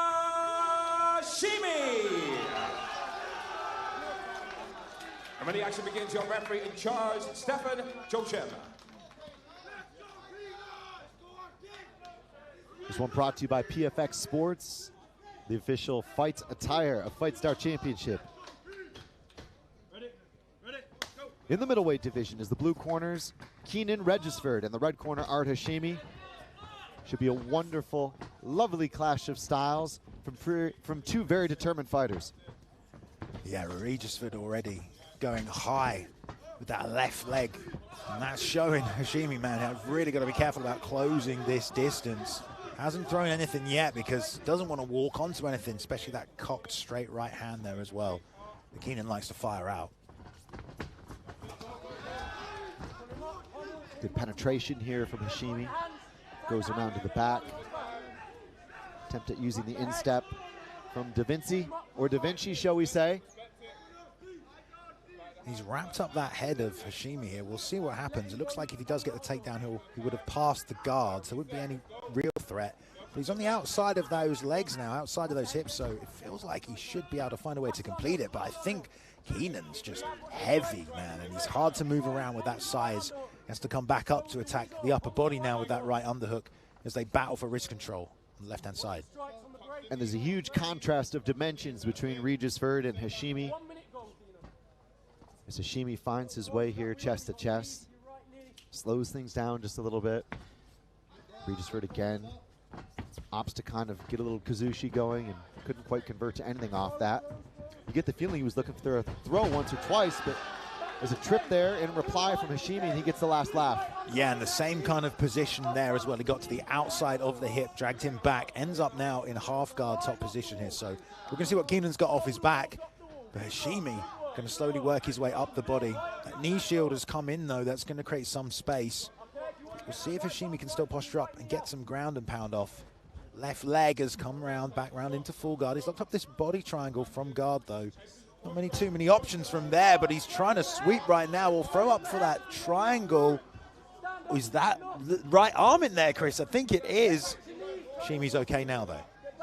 Regisford really went Hail Mary there with the legs and maybe would have had a chance in an omoplata, but spoiled and aptly read by Art Hashimi. Hashimi, of course, giving up so much on experience, only got into the MMA game in 2025. Here comes Regisford with the back take. Finally gets the body triangle in the right way. Oh, this would be a massive turnaround Hashimi looked really good in the opener, but so far, Regisford has laid a trap or two and pounced. Yeah, and this is a dangerous place for Regisford, man. He has 4 submission wins. He is very good at finding that rear naked choke. Spun into place there on Hashimi. Now trying to work to create space to find a way under that chin. Hashimi covering high. Now only got 10 seconds. He's probably going to be all right as he's pulling him back, but that body triangle we know is going to suck some of the life out of Hashimi, even if that choke attempt doesn't come in at the end of the round. A dramatic opening there from both corners. Regisford in a finishing position there at the end. I'm sure there's a lot of good rolls with Tom Breese, especially when you're at 185, right? Oh, definitely, man. Breese is an absolute legend, so you can tell, I mean, he was a tall guy himself, so I'm sure there's a lot of other little nuances he can translate into the game of Keenan. But that was a good first round. It was backwards and forwards. Hashimi wanted that takedown. He got it. But then Keenan was able to reverse that position, and he attacked that neck, and he was very quick in those transitions. You don't see a guy that big often able to scramble and move around position that quickly on the ground. Well, Cliff has the Muay Thai at Diesel Gym. Jamie has the Jiu-Jitsu. Some real great tutelage to have on your side for Art Hashimi. Coming off a loss, he thought he won it. It's about retribution tonight. It won't be close. He had literally predicted this fight would absolutely have a gulf as wide as you can see between them. So far, though, Regisford put him into some jeopardy at the end of the first. Where does it go in the second? Ooh, okay, Regisford tried to get that long teep to the body off, but Hashimi moves forward, takes him off his feet. Got to be careful from the kicks from the bottom, though. We've seen Regisford do some unorthodox stuff from the bottom with his long legs and trying to chase him for some kind of sweep here, Chris. Come at me, bro, says Regisford, as he does the old BJJ scoot. Art Hashimi wanted nothing to do with it, and who can blame him? No reason to get into a leg entanglement when it doesn't fortune in your favor, if you will. Deep shot there, and it was a good sprawl from Hashimi. Stuffed the head, pushed it down, allowed him to reverse and come back on top position here. Even though Regisford had those hands locked, couldn't drive forward. Just shows how strong Hashimi is. You can see his arms there tensing when he's trying to control and find a way to free up a leg, pass, move to a better position where he can start some offense. But it looks like I might have rotated for a Kimura there, perhaps from top position, but content now to hit this sprawl. Regisford on the knees, though, but Hashimi now pushing him to work him back to his back. Good punches here from Hashimi. Hashimi had to certainly dodge a thing or two incoming from Regisford, but now finds himself in a dominant position to land some heavy ground and pound. Here comes the thunder from Hashimi. Oh, this would be an absolute turn up for the books if he could clear the legs of Regisford. In search of the home run right now is Hashimi from top. Yeah, and it looked like Regisford did not like that ground and pound that was coming down from him. Hashimi calls him straight back to the feet, wants to keep this one up here. And it was Regisford who shot at the start of the round as well. So Hashimi now going to try and let those combinations go. Close, in tight, and find his moment to unload. Inching Regisford back to the fence as well. And now in close, those left hands coming to the body and the head. Regisford grabbing the wrist though, trying to slow down the offense. A multitude of different looks from Hashimi. Was on the outside, rolling the shoulders, feinting a little bit. Regisford refused to take the bait. It's been a messy fight. I think not quite technical in the direction of the wheelhouse of either corner. Hashimi would have looked to be a little bit cleaner on the inside. Regisford, of course, maybe to use his range or catch the entanglements with his submission attacks. But Hashimi has certainly... And that's why he's covering up, because he doesn't have weapons to reply with here. He can't fire back at this tight range. He hasn't got much to return, and that's exactly why Hashimi is moving forward. The right hand drops him to the body, and he walks off. He wants him back on the feet, Chris. Looking for the standing count is Art Hashimi. Wanted nothing to do with the ground. Wow. Bit of change of energy there towards the end of that round. Hashimi looking very confident, feeling like he's almost, you know, dictating where this fight takes place, and a lot of damage inflicted. There was almost like a nod as if to say, now I've figured this out. I can see the energy kind of going, and I can see the sliding scale tipping in my favor. And then he went to work with those heavy punches in the knees. It was a mauling there in the last 60 seconds. Oh, an absolute mauling. Right, I say on the inside, you know, Regisford perhaps, you know, he hasn't an uppercut maybe, but when you've got those long arms, if someone's inside that range, it's very hard to find a way to create credible defensive offense, even though that sounds counterintuitive, but giving your opponent a reason to not push forward. Regisford has not found a way to do that yet. Hashimi had predicted that there would be a degree of reluctance inside the pocket from Regisford. We go into the third round, and Hashimi had told us pre-fight, look, I'm unemployed. If fighting doesn't work out for me, I haven't got a plan B. I'm committed to this to the nth degree. On the flip side, of course, Regisford, so experienced, has dealt with so many tricky guys, had a nice run in 2025 that hasn't worked out this year, of course, 0-2 in 26, and a perfect 2025 with 4 wins. So certainly a mixed, shall we say, record for Regisford, but it's Hashimi right now. It's just all over him. Deep shot there from Keenan, trying to pull the leg in between here so he can finish this single. Hashimi very wise to that, keeps that foot on the outside. Lovely job elevating, then tripping out the back leg, and again hunting for this back. We've seen him finish with rear naked chokes in his career. He's got the right hook in, trying to fire that left. But Hashimi doing a good job of tucking that left elbow and preventing that hook from going in. He's on a knee, he's on a hand. He's got to keep his back to the fence and try and find a way back to his feet, and be careful as Keenan tries to jump in. No hooks though, he's going to try and shake him over the top, Chris. And doing his very best to try and shake the unhooked Regisford by tripoding up. This is definitely one of those high stakes moves you just got to get exactly right. But it's gorgeous attention to detail right now from Hashimi, who seems to avoid the worst of it as Regisford fights with everything he's got to maintain this level of control and get those hooks back in. Yeah, he's pulling on the back of the head as well, pulling him over the top of him, which is a sneaky tactic. You can only really start to do that once they get a certain height over you. But Hashimi's doing a great job with that, just trying to drag him over the top, and then he can come on top, control those hips, and put Keenan back on his back here. I believe the gum shield's come out, but the ref is keeping an eye on that for now. Hashimi, though, he's almost gotten rid of him here. It's really that seatbelt that's keeping Keenan in position. And if he just drives forward against the fence here, there we go. And now he can damage to the body, and he's been targeting the body this entire fight. Got to be careful going to the head here, but Keenan not liking this ground and pound when it comes out, and he's recognized that in the second round. And oh, I believe that was an illegal up kick there, Chris. Both fighters really trying to mine the details and dot the I's and cross the T's as far as the ground and opponent goes. It was Hashimi who was dishing out some pain to the body there. But Regisford, of course, tried to kick away and get some space. I wouldn't call that intentional, but that was a tangled mess there on the ground. Oh, definitely. Yeah, I mean, it's getting a bit scrappy, isn't it? Both guys finding themselves in compromised positions. I know Keenan did not like that ground and pound, so trying to kick away. And if you've seen Keenan fight before, you know, he's had these crazy up kicks that he's hurt guys with from the bottom. So when you're in a position like that, he's sending those legs out, trying to create space, trying to keep Hashimi away. Dogs are having a look now, though, because it appeared to land with quite a lot of impact.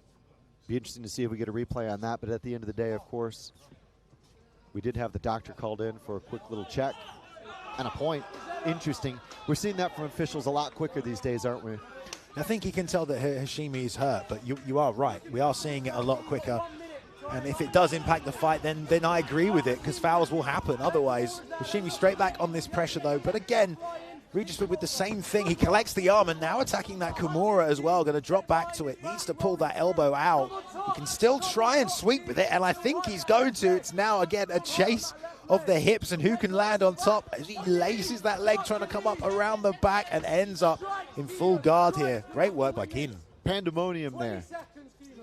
I literally predicted it. Of all the fights most likely to see a guard pull in MMA, I figured it would happen in this, and literally Keenan, he grabbed that figure four and dropped like it was going out of style.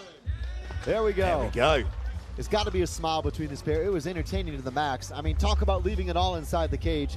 That's the epitome. Yes, definitely. And I like the style clash in this one. I know we set it up before the fight started there, but Regisford is a longer guy. He's got some great submission attacks and went to chase her back in this fight as his way to try and get this one done. But Hashimi coming forward with some lovely body work, unloading several hooks down low, and also some good ground and pound as well. So Great style matchup. Two guys different size here at the middleweight division.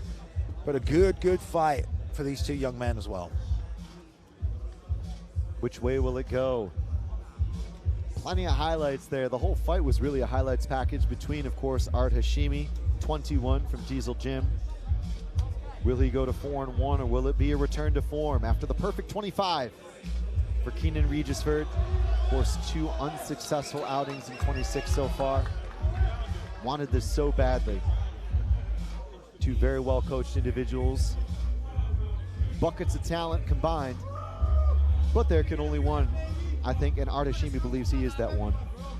Yeah, I mean, if you're asking me, he did maybe a bit more damage, and also the point loss on the side of Regisford. I mean, I think that will factor in, or maybe it wouldn't. Maybe he's already going to be ahead either way, but a good fight between these two guys, definitely. Buddy Johnson knows the answer. Let's make it public.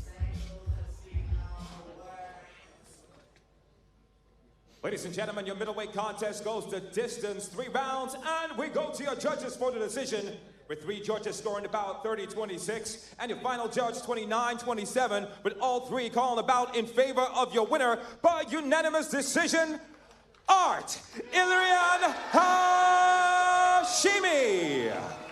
It would have been 29-28. Of course, 1 point deduction later makes this one 29-27. 2 rounds to 1. Art Hashimi. He's an interesting guy, man. I mean, he's got some great scrambling, some good control from top position, avoided those submissions, very well educated in the submission defense as well when he was in some compromised spots on the back, but he's got power in the hands as well. And also a bit of a mean side you saw there when he's calling Keenan back to the feet like, no, we're going to stay on the feet and I'm going to keep attacking that body. So I like the aggression as well from Art Hashimi tonight. And I like the composure. It wasn't exactly an orthodox puzzle to deal with. Things can become emotional. You know, you start breathing heavy. The guy's a little bit different than what you expected. Anything can throw you off. And at 21 to have that kind of composure, that's an amen from me. Definitely. There you go. You get an amen right there from Chris Hashimi. And he's taken in the indigo as well, which you love to see. But yeah, man, I'm always impressed. The talent keeps getting better. The guys keep getting younger. That's a great example of it. And again, we've said it before, but that's what FightStar is all about here tonight, Chris. 100%.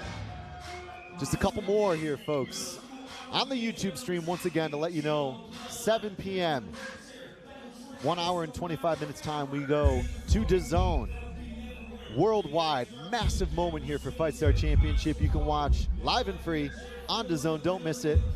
25,000-pound tournament, 3 title fights, and a showcase of the very best in UK mixed martial arts and international competition.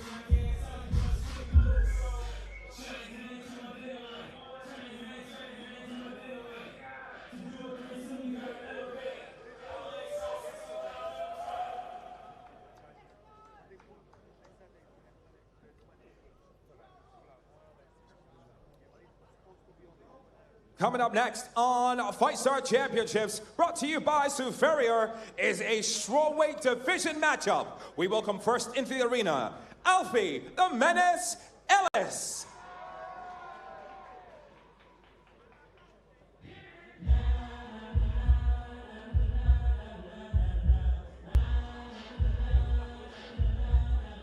Three weeks' notice, the contract was issued. And on the last line, there was a signature that said, prepare for one of the hardest punchers in this division in the UK. The Menace, Alfie Ellis, didn't think twice about putting his broken hand cost him last year. He returned triumphantly in June, took a sub in the first. His defeats have gone the distance. One of them was for 5 rounds. And we'll talk more about that a little bit later tonight with Abdullah Hassan. But after all of the roller coasters in the past months and weeks, his promise and his pre-fight chat was oh so simple. Expect a war, and there will be no scorecards required. I mean, he's definitely a finisher, is Alfie Ellis, and he throws to take your head off. I really like his style. He's very twitchy, has this constant motion to everything he does in there, and he leans off and he's looking to throw that right hand down fight.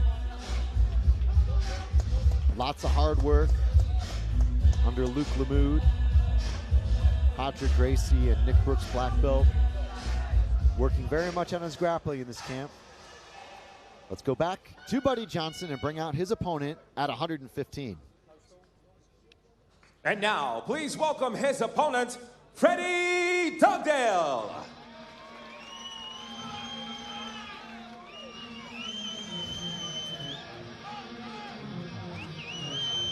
Oh, the jungle is a dangerous place to be. 5 wins, 5 knockouts. There literally is no third column on Freddie Dugdale's resume. He has proven TNT dangerous as late as the 4th round, too. 2-0 as a boxer, but it was judo first to a national level where he staked his claim on the UK martial arts scene. But the story goes deeper yet. Beneath the surface, he'll tell you it was ADHD that actually pushed him through the door and onto the mats in the first place. A life-changing and transformative experience that he couldn't live without anymore.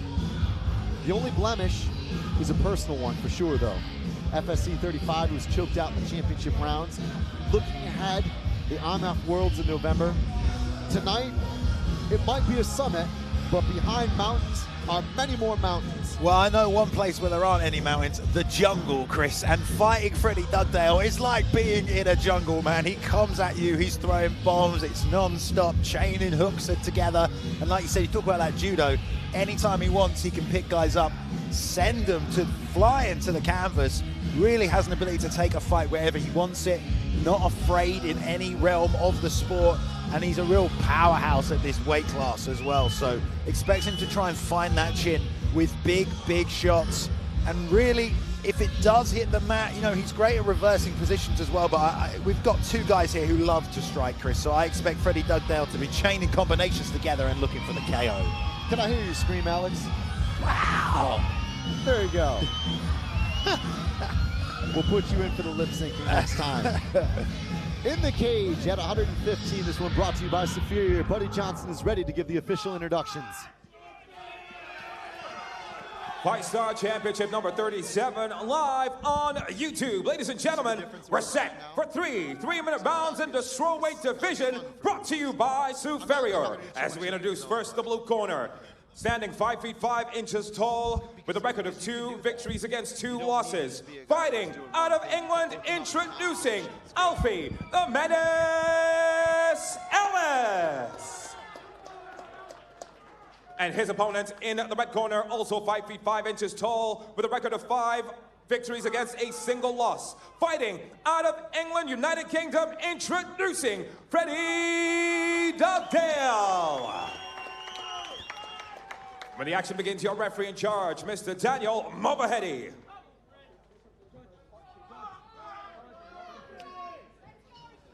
Daniel M in charge in what is effectively the co-main here on the prelims. A feature fight, Alfie and Freddie, 2 fighters who have gained a huge amount of attention in the run-up to this fight. In the blue corner is Alfie Ellis and Freddie Dugdale in the red. Already Ellis looking for that straight right. When Dugdale moves forward, but beautiful overhand there.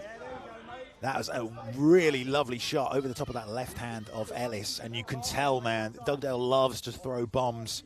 And in combination, that working out for him right now. But both men showing good accuracy and power so far. Uncommon to have that kind of heavy leather in the hands at 115. 100% you say that, Chris. But both these guys have that power. That's why this is such a fun fight. A lot of people were talking about this one just to see, you know, which immovable object would fall down first and who's got the biggest cannon. And right there, the left hook from Ellis. Love how he tucks the chin, man. But Dugdale relentless with his attacks as well. Sharp boxing here from Ellis and Dugdale. Dugdale really looking to kind of lead a little bit with that overhand right. The left comes short, the overhand right over the top of the guard. Both guys saw danger in the opposing corner, of course, developing specifically for the task at hand. And as we said, behind mountains are many more, as these 2 youngsters with such bright futures and a high-stakes clash here on FSC. Oh, talk about high stakes. What about a high pace as they're just winging hooks at each other? This is a Dugdale-style fight, but Ellis not backing down from the exchanges. Dugdale, though, able to cover these distances and land before Ellis is firing back. So Ellis needs to either find a way to go first here, or when he returns, make it count on these counter shots. Dugdale very good at getting in and out and springing, and Ellis backing up. So need to see some adjustments here from Ellis. And as we mentioned in the walkout, Abdullah Hassan is the common opponent. Dugdale beat him twice. It was a 5-round loss for Ellis. 11 months out of the cage before his recent June win this year. There we go. That is the judo, ladies and gentlemen. That was beautiful. Ellis framed on the hips to block the judo. Expected it coming, but he did not expect the trip out and the leg sweep. Didn't need to get the hips close to finish that takedown. It was beautiful, Chris. Perfect technique. Absolutely flawless technique and such a smooth motion to it all. But Ellis has found his way back to the feet as this guillotine's slips on the back leg. But like we were saying, Ellis has been working so much on his game to come back, but Dugdale, again, short notice camp. This was only going to be a finish, he said. It's just hard to think of anybody with a reputation like this at 52 kilograms. At 16, making her debut against the 31-year-old, that was Dugdale's coming-of-age story. Yeah, people have been talking about Dugdale for a while, but Ellis here giving him the finger wag, saying no, no, no on these low calf kicks that he's trying to send out. Playing a little mind games in here as Dugdale starts to fire some big uppercuts in close. Fun first round there. Both guys landed some shots, but Dugdale doing a little bit of a better job, I think, finding the target and closing the distance to the target, Chris. And there was a nod from both men as if to say, I know I'm in a fight. Both corners knew too. It'll be very intriguing to see which way the cookie crumbles as we move forward. Dugdale taking instructions here. Relaxed as you like it. Equally, of course, in the corner. We mentioned Luke Lamoud, 3rd-degree RGA black belt. Excellent pedigree. Bringing Ellis forward. I can't accept all this return fire. It can't be more of the same because Dugdale will take 3 rounds. Yes, yeah. And it's tough because he's trying to time Dugdale, but because he's throwing in combination, he's not really getting his moment. He's kind of waiting, hoping to pull or counter shot, but Dugdale is just going and stringing attacks together, so it's hard to find that right moment to fire back. Alfie Ellis, the menace. Knew it would be a great challenge tonight. Of course, Dugdale, .500 in the last 2, including that 4th round championship loss at FSC 35. Taylor Perkin. Heavy left hook there from Dugdale, who goes full bore here with the punching combinations. Ooh, same thing again. It's that left hook, and he winds his whole body into it. A judoka has good hips, and those hips, they count for a left hook as well. Ellis firing back, but Dugdale, beautiful power double, takes him over the top and also passes guard to get away from that guillotine threat. Dugdale getting the air miles there. That was a beautiful pickup. And a dominant drop to the canvas. Dugdale goes arm in guillotine. Does he have the bites? It looks like it's deep under the neck right there. The hands are locked together. Ellis trying to push down on the hips to get his own away and now rolling on top, but he separated the hands and he's all right. Still in the danger zone, though, from this ground and pound. But it was a headlock to a sweep effectively for Dugdale here. It was just working magic after magic.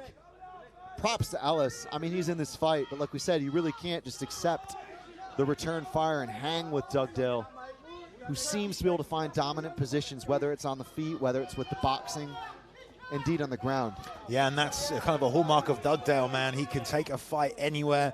I literally wrote that in my notes because he literally does this to everybody. He'll strike them on the feet and then he'll slam them down and control them from here. A very, very, proficient, well-rounded mixed martial artist. Dugdale swaps his hips, tries to walk for Keza. It was beautiful. Again, just the judo that we saw off that initial trip was as perfect as you'll ever see at any experience level in MMA. That's the bottom line. The technique is exceptional. Oh, 100%. It was like he'd done it 1,000 times. He probably has. And I think, judo's kind of gotten away from the minds of MMA fans as being a good base, but like judo and the ability to control in the clinch is a phenomenal tool that you can use, and Dugdale mixes it into his game very well. Ellis, though, managing to create space, getting back to the feet. And now he needs to try and interrupt these attacks of Dugdale. I think he needs to stop waiting, Chris, and start to try and go first. Ellis trying to get on the front foot here. Sets up combinations with the uppercut to the left hook. Goes inside for a shot. Dugdale forced to defend. Can Ellis get the takedown? What a takedown this would be. That would be the big brother moment he might need. was a good shot, and he had the leg between to try and complete the single. Almost gets tripped out again, though, from Dugdale, who, if he got that, I mean, that would have been absolutely insane. Off the back, he almost got it again. Good balance from Ellis, and now he's going to try and chase this back position. But he did a very good job recognizing that that was coming. Tries a knee, or a head kick, excuse me. But still Dugdale able to pressure forward in what has been an absolute slugfest of a second round as well. An unbelievable pace here between Dugdale and Ellis. Attention and merit was all absolutely spot on in the expectations of what was going to transpire. I mean, the pace, it's almost mind-bending. It's almost like Spock and Scotty said, listen, we got to take this thing up to warp speed. And someone's in the back in the engine room saying she can't take it anymore. Well, it looks like Ellis can take it, though. That's what I'm surprised about, because Dugdale has been firing hooks at him. He's eating a few on the chin. He's trying to fire back, and he's been landing some of his own, but it's really Dugdale, I think, who's dictating how this fight plays out. And it's hard to not be impressed by Freddie Dugdale and his ability to string these combinations together and then also hit these takedowns at will. But Ellis is still in this fight, and he has got power of his own. He just needs to find a home for that right hand in these exchanges.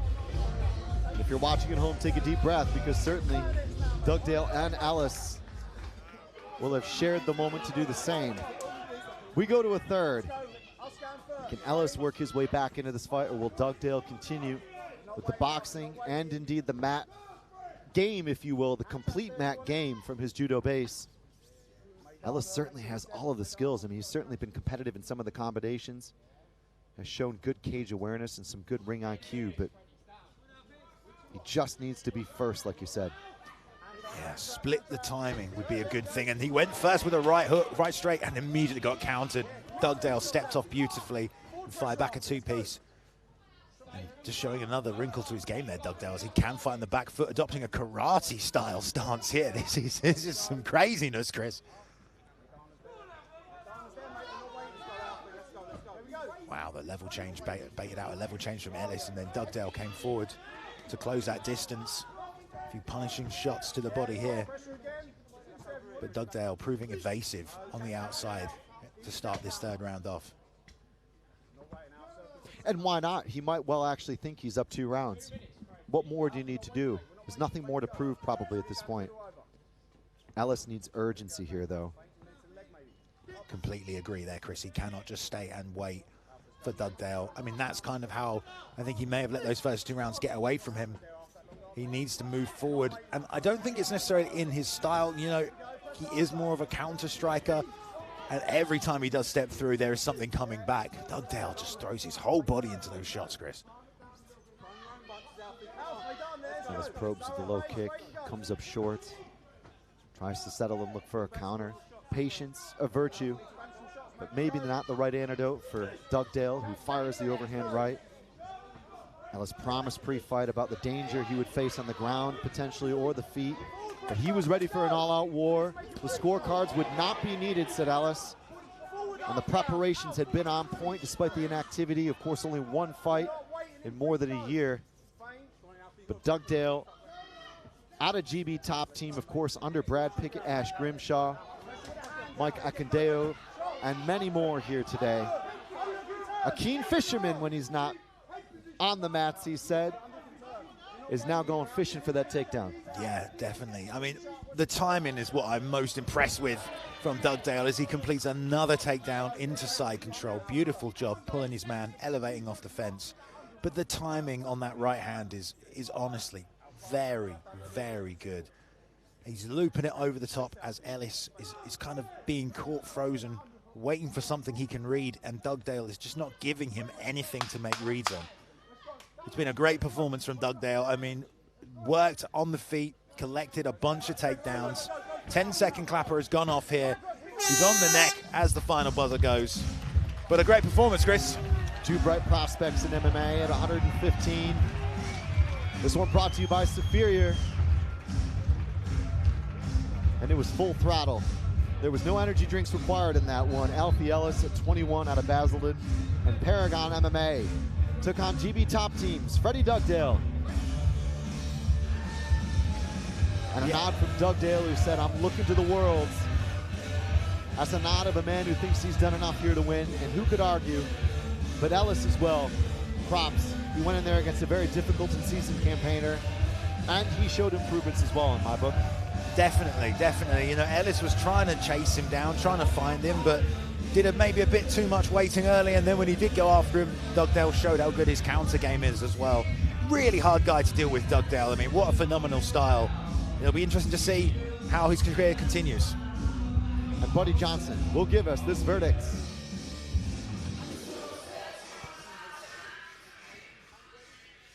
Ladies and gentlemen, this strawweight contest goes the distance, 3 rounds. We go to your judges for the decision, with all 3 seeing the bout the same way. 30-27 in favor of your winner by unanimous decision, Freddie Dugdale.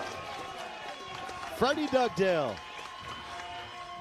the most dangerous man, as advertised, coming in at 52 kilograms in the country, goes the distance. Big props to Ellis, your runner-up here tonight. It was a great fight. It was a technical fight. We saw full spectrum, full-scale MMA, and it was competitive while it lasted. Oh yeah, and I think if you are watching Freddie Dugdale for the first time here tonight, I mean, it's hard not to become a fan of this man. Absolutely, wouldn't say throws caution to the wind by any measure, but is not afraid to throw and move forward with combinations and just wind up on shots. Controls distance very well. I mean, the speed on him as well, the exits and entries, almost a bit like when Henry Cejudo changed his whole style and became like a karate fighter, but still had the wrestling and takedown capabilities. So always happy to see Freddie Dugdale fight. And Alfie Ellis, a good opponent for him here tonight, but it's another win in the column for Dugdale.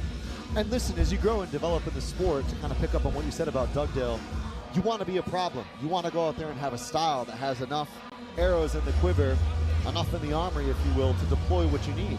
And that's where IMAF and shows like this and so on give you those base level materials to kind of build your building over time. It's amazing to see this kind of coming together. So one more to come here on the YouTube stream, and not long until the big DAZN debut. We'll be right back.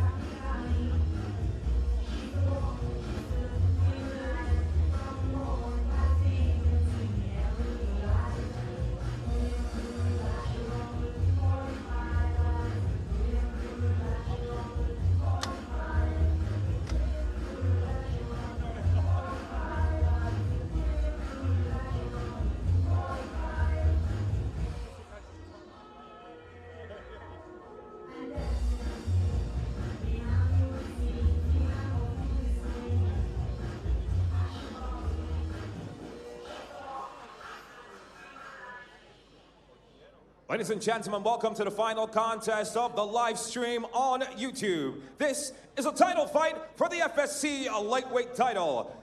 First up, ladies and gentlemen, the first challenger for the title, please welcome Luan Breda. 3 years away, and it all comes home for a championship. This fight is brought to you by Novo Energy, and on the walk tonight, Luan Breda's family put him into jiu-jitsu as a boy to keep him away from what was happening around him. It was a school of hard knocks. What keeps him there today, though, is pulling other people through the same door that led him to a healthier and more positive lifestyle. The wins, their submissions. He's been with FSC since the 26th event and spent this camp refining striking and fitness, which may actually seem a little bit of a curious choice, Alex, for a guy who finishes you on the floor, but without a doubt, being well-rounded is always the primary quest. Yeah, I mean, he is well-rounded. You've seen that. He spends time on the feet with his long-range tools, keeps his guard high. He's very disciplined when it comes to the striking. Good straight punches as well, but, you know, he is very aggressive when his opponents get along that fence line. He pushes forward, likes to look for the takedowns. He's got really long arms, and they help him grab those underhooks, get those clinches, pulls his opponent down. But he's very, very dexterous with his legs, very flexible. So you don't really want to be on top of this guy either. seeing a freestyle performance, a little bit coy pre-fight about a potential surprise or two. What does he have in store in this championship fight? We'll have to see what happens next. Here's Buddy Johnson once more. And now, please welcome his opponent, the second challenger for the title, Ada Bushui had his birthday yesterday. He said the only present he wants is a fight, and even better, a strong performance as the cherry on top. The result, of course, in his favor. But such are the commitments of a lifelong athlete. The times away, the sacrifices, of course, have led Bushui to a perfect 6-0. And now this crossroads. He's a man who wins by pressure, refusing to give quarter to opponents and, of course, going the distance more often than not. But it's that run over the past 4 years, which actually began in boxing, but before coming to MMA, and falling out of love with the sweet science, he found a local gym with his brother, and the rest, in his words, were history. And the road beyond that day, of course, has been paved with commitment that we mentioned, the constant development, missing birthdays and special occasions, while executing dominance round after round in the cage. That is his style. And winning this championship was one of the great goals in life. And that result, across the 9 minutes of competition or so in front of him, is that timeline he seeks to forge for himself. Well, happy birthday to that man. I mean, I love watching this guy fight. You know, he's undefeated, obviously, as well, but that's because he's such a smooth operator, is the word I'm going to bring to the towns. Getting underneath guys' shots, especially against a longer opponent here tonight, that might make things even easier. He lifts really high on his double legs and slams guys down and has that vice-like grip when he's in these top positions. Phase him here tonight either, Chris. Ada Bushui in the cage for this title. This, the top of the prelims here on YouTube, on the road to DAZN. And Buddy Johnson will make the introductions. Final contest, ladies and gentlemen, on the live stream, YouTube /FightStar Championship. Ladies and gentlemen, this is a title fight as we go 5 3-minute rounds for the lightweight title. Brought to you by Novo Energy. As we introduce the first challenger in the blue corner with an undefeated record of 3-0-0. He hails from Brazil but fights out of England. Introducing Luan Breda. And his opponent, the second challenger for the FSC lightweight title, with an undefeated record of 6 victories, no losses or draws, fighting out of the United Kingdom, introducing Ada Bushui. When the action begins, your referee in charge, Mr. Stefan Joachim. Well, I stand corrected. It is 5 rounds, so 15 minutes of potential competition in front of us. Luan Breda, Ada Bushui, 2 very credible challengers here for the lightweight championship at 70.3 keys. That's 155. This one brought to you once more by Novo Energy. The decision man, Bushui, the guy who can drag you into deep water and pull you under, against Breda, unbeaten in 3. Who has waited years for this opportunity and sees it as the big next step. I love the matchup between these two because we've got a guy who's good on top and a guy who's good off his back. And so we might get a striking battle, and that's kind of what we're seeing right now. Breda able to walk his man down and start to let go with those long kicks. Bushui now, last recorded fight in 2023. And what a journey coming back from FSC 26 in August that year to the prize he believes is his. Bushui, what a run. Boxing, as we mentioned, MMA, describes himself as a pure pressure. Who's doing a good job keeping those hands nice and high with those looping overhands coming his way. We've seen Bushui try and hook the back of a leg to think about a single, but Breda's doing a good job in there. He catches that as he threw the knee up. Great job returning that left foot straight to the mat, though, getting it heavy and shutting down that takedown attempt. Bushui had talked rather candidly at not preparing for a certain style. He said, I always just develop everything, and whatever comes, comes. I want to show there's a lot to my sport. Comes from the same gym as Michael Campbell, who fought earlier tonight. And what a birthday present it would be. But right now, Breda, I think the right strategy. Yeah, Breda, you know, you mentioned he's working on the striking. Definitely looks that way right now. Some great hooks to the body. But here we go. Bushui gets the double unders, turns him off the fence, And now trying to work to pass, but get straight back to this guard of Breda, where we know this guy's very dangerous here, Chris. Look for him to control posture, isolate an arm, get those legs on the hips, and start firing up these arm bars and triangles from the bottom. As we mentioned, came to jiu-jitsu. His family friend was a head coach. His family said, look, we need to get you doing something productive here. And focused so much on fitness. He knew the pace that could open up. And indeed, on the topic of opening up, it looks like there's a little bit of a cut over the right eye.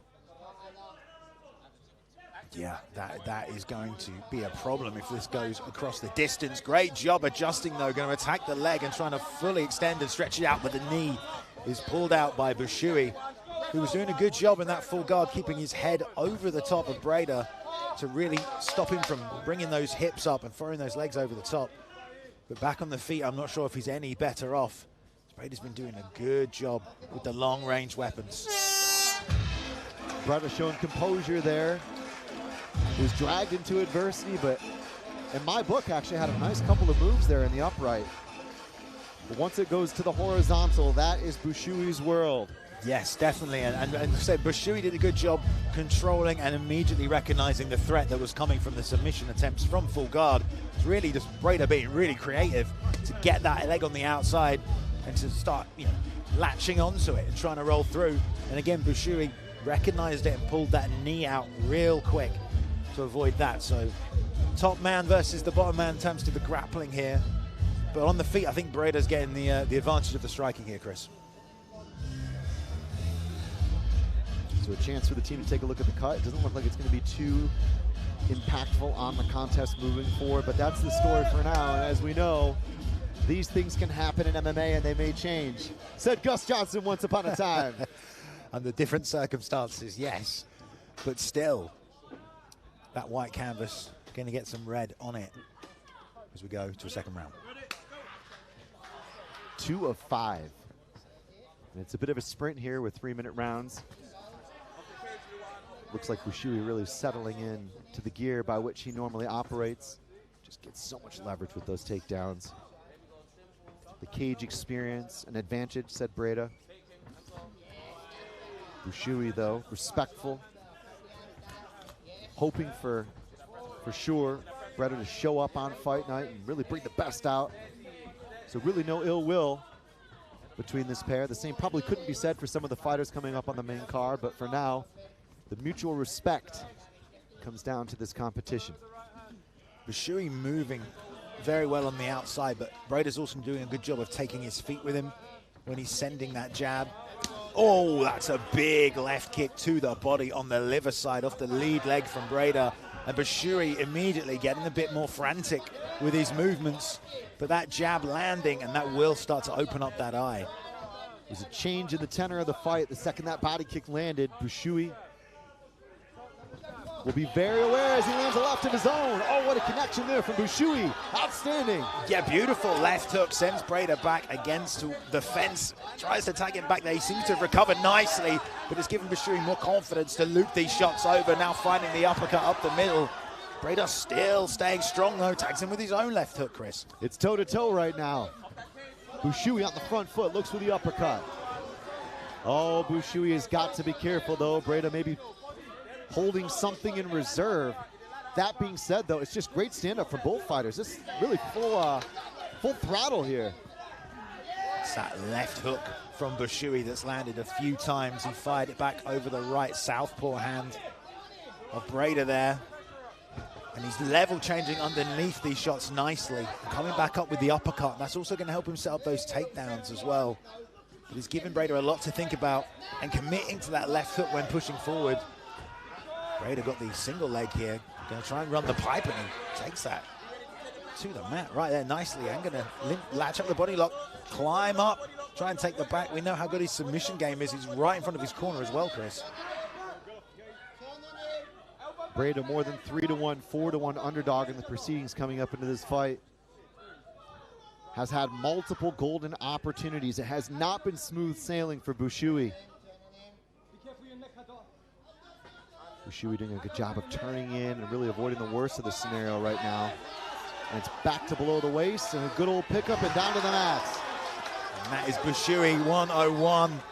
Very good at collecting those hips, elevating and completing takedowns. And Bredoff is back getting scrambly, pushes him away. This has been a very, very back and forth fight, Chris. Unsettling, I would say, from Breda against Bushui. Bushui really is able to get that kind of dominant round upon round pattern going, and Breda's well prepared. I mean, we've seen that from a lot of the fighters tonight, I would say. But Breda has had his moments on the feet, and he's not really been held down for too long on the ground. No, and when it has hit that ground, you know, he's been showing the submission attempts. You know, he's been threatening enough to make Bushui a little bit hesitant. Going to see some highlights here as well of that round. Calf kick lands there nicely. We'll see if we can see that left hook. Little flick of the jab to send a second one there. It's a nice body attack from Breda. He's been doing a good job with that.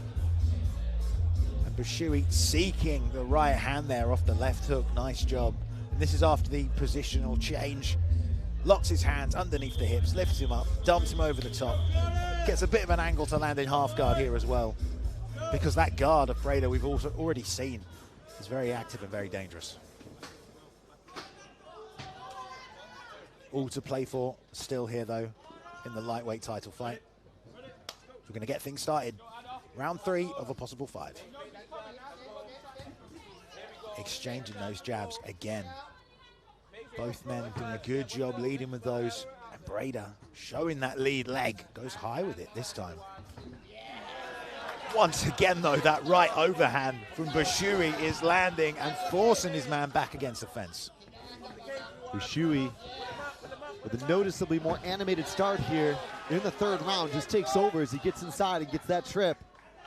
Probably had a talking to from his corner, I would have guessed. Now is the time to use the energy. I think so. Probably get a move on, hustle a little harder earlier in the round. You know, only 3 minutes. You've got to get on top early so we can get some damage and control and have more time to work to a better position here as well. He's completed several takedowns, but Breda's always been able to get back up like he does right there as well. Threatens the sweep and he's back to the feet.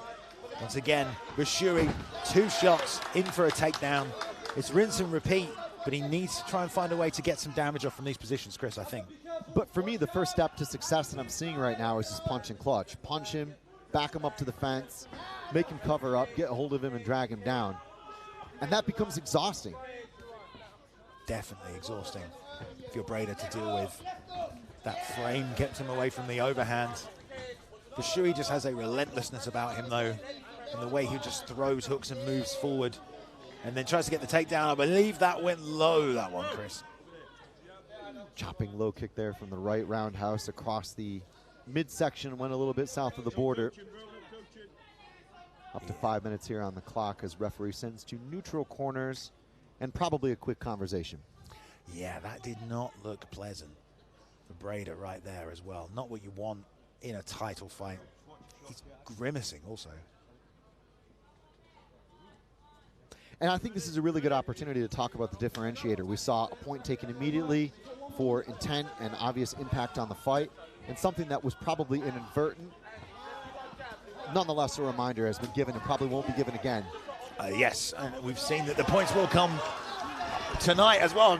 These right hands from Bushui were beautiful right there, reaching long over the top, finding the chin of Breda, and like you said, it's straight back into that takedown off the combinations. Wasting no time, less than a minute in this round though, to try and find a position to get some ground and pound off. Breda just doing such a good job trapping arms, controlling posture, and finding ways to sweep and elevate to get back to his feet. On top, Bushui though, from half guard, has another chance to try and open up a little bit, to work on that cut a little bit, Chris.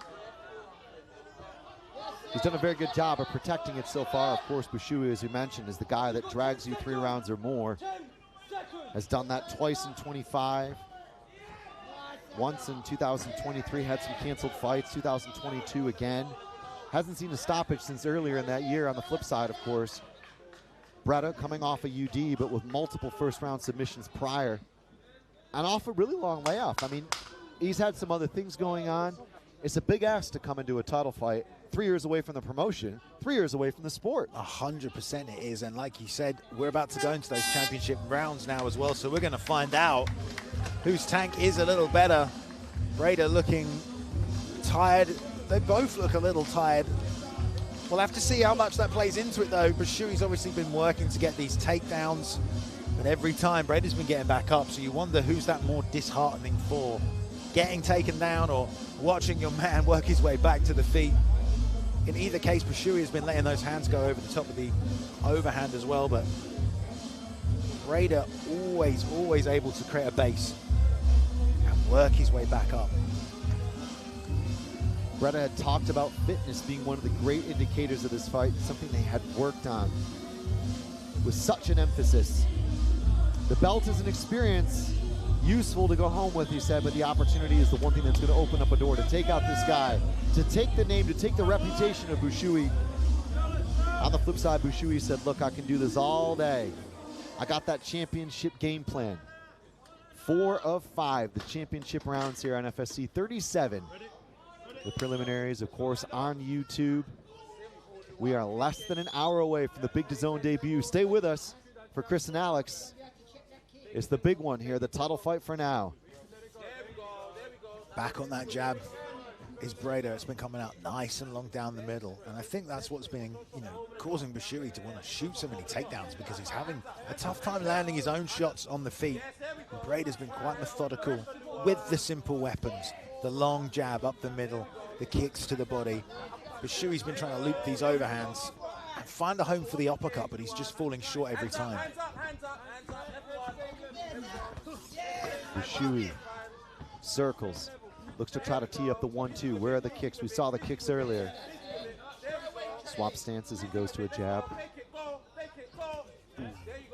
There's a fine line between committing and over-committing when you're fighting a grappler like that.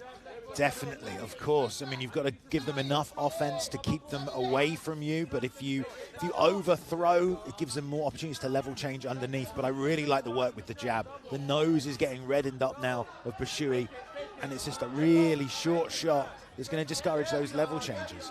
Breda's stance switching now as well. There, that right hand came out as soon as he went southpaw though from Bushui, and a lovely left kind of overhand shot there as well as Breda's trying to circle. Breda doing a great job of trying to put an obstacle between the forward movement and take down hungry pressure of Bushui. And that has been the form of a very busy one and an occasional 2. Again the stiff jab, but again the straight right hand from Bushui. And you see a bloody mask appearing on Breda's face as that left hook comes out one more time to keep trying to target the open cut above the eye. Beautiful takedown, stepped in and tripped out the back leg, slid across the mat to do so. Now we're on the back with one hook in, but he almost had the arm trap there as well, Chris. Oh, turn around here. Breda, outstanding maneuvers there. That was just what was required. He had to jerk the steering wheel pretty hard there and get right to the position he needed to go to, but it was amazing commitment. The level change, the penetrating step, pulling the opponent into him as he drove through that takedown and then exposed the back. This could be the opportunity in a fight that was starting to slip away. Yes, exactly, and he has to make the most of this opportunity. He's really wrestling to try and get the left hook in. He gets it. Both hooks are in now, and Bushui has to be aware that that choke is a real threat. Breda has finished guys with submissions. He's smiling at the cameras. He knows he's in a good spot, but he has to hustle here because there goes the clapper, and I don't think he's got enough time to try and find a submission. And Bushui here tightening up those arms, trapping the hands of Breda, so not going to give him the chance to even try and hunt for the neck as he smiles away. From Breda, as you were saying it exactly. He knew the opportunity. Can you imagine that? A guy who's been in the game, undefeated, had this run, been so dominant against opponents, and you get to the edge, you get to right where you want to be, and the clock runs out. Yeah, I mean, it's one of those things that fighters look back on, we don't know how this fight is going to come out, but Breda will know, man, I had the position. I was on his back. And if he doesn't come home with the title tonight, he's probably going to remember that moment. But to be fair to him, he didn't have a ton of time there. And Bushui was doing a good job trapping those hands. But those are the little moments you remember. I was in that spot. I could have found the finish, and I just couldn't. That being said, we still have 3 more minutes in this title fight to try and find a winner and someone to take home the FSC lightweight strap here. Luan Breda has had flashes of brilliance, many flashes of brilliance in this title fight. Adebushui, though, as advertised, has been dominant and controlling on the ground at times. I don't think it went his way in the last round. I'm going to go out on a limb. He took some damage. We'll see. Scoring, briefly. 3 rounds. It's really hard to say. I think probably. But the pressure from Bushui, I think, might be edging him ahead. He's been collecting these takedowns. But that last round, Breda was landing some nice jabs. Bushui, though, once again on top in this half-guard position, sitting heavy. And this is what he's done to so many guys. Just level changes, gets you to the fence, pulls you off, gets heavy, good position with the head over the top of the head of Breda. Keeps the hips in close. But again, Breda finds a left elbow to the mat to try and make his way back to the feet. Breda was so candid about the proud teamwork that had been put in to bring his MMA return to fruition, the grind, the incredible months and years of hard work. It is such a great ask of an athlete to put your entire career down to a potential 15 minutes in something like this. A lot on the line here, but it is Bushui who continues to find his way. Of course, the coach, competitor out of Team Underground, using his signature neon belly here. Yeah, doing a good job there. Past the half guard, got to side control. Now sliding that left knee onto the belly. Wants to slide that all the way across, bring the foot with it. Get the left knee on the other side. There we go, now into full mount. Now he's got a chance to really do some damage here to Breda. Steal this final round. Posture up and rain down what he can. And here he goes. Breda trying to get some space here as well. Bushui very, very concerned about controlling position because Breda's got those legs that you can throw up from here. Trying to scramble now, it goes to his knees. Bushui gets the back for the first time in this fight. Oh, that right arm went under the neck there, Chris. It's tight. He might be tapping. He's tapping. It's over. We have a new champion. Look at this. An absolutely unbelievable performance there. Adebushui 6-0, goes 7-0 here in London. In the dying seconds of the championship rounds, in the 5th round, Adebushui took the back for the first time in the fight, and he took matters into his own hands. He definitely did. It was a beautiful pass into that mount position, landed the ground and pound, forced his opponent to want to get out of there, and he went to his knees, and Adebushui was waiting for it, sliding that arm under the chin. It was a very quick transition. Didn't spend time trying to work his way there, just caught him in the moment, mid-flow, and found that choke here tonight. It's got to feel good. Luan Breda, from the first round all the way into the 4th round, was hoping for a miracle with the rear hooks in. Yeah. And he couldn't get it. However, Bushui gets it and goes 1 for 1 here. Let's take a look at it, Alex. Oh yeah, beautiful job. That left arm sneaking, so right arm sneaking under, excuse me, but it was in that transition. Breda did not want to be there. Face down, taking ground and pound. Dragged him back over, didn't need the body triangle. He's trying to reach up and find that top hand, but he'd hit it so well there, did Adebushui, and immediate respect from both guys also as well. Fully stretched the man out, and we have a new champion. And there has to be respect. There has to be respect. What an outstanding form for both Bushui and indeed Breda. So much really went into this title bid for both guys. But it was the prize at the end of the tunnel for Bushui. After all that sacrifice, he gets it here in London. Here's the announcement.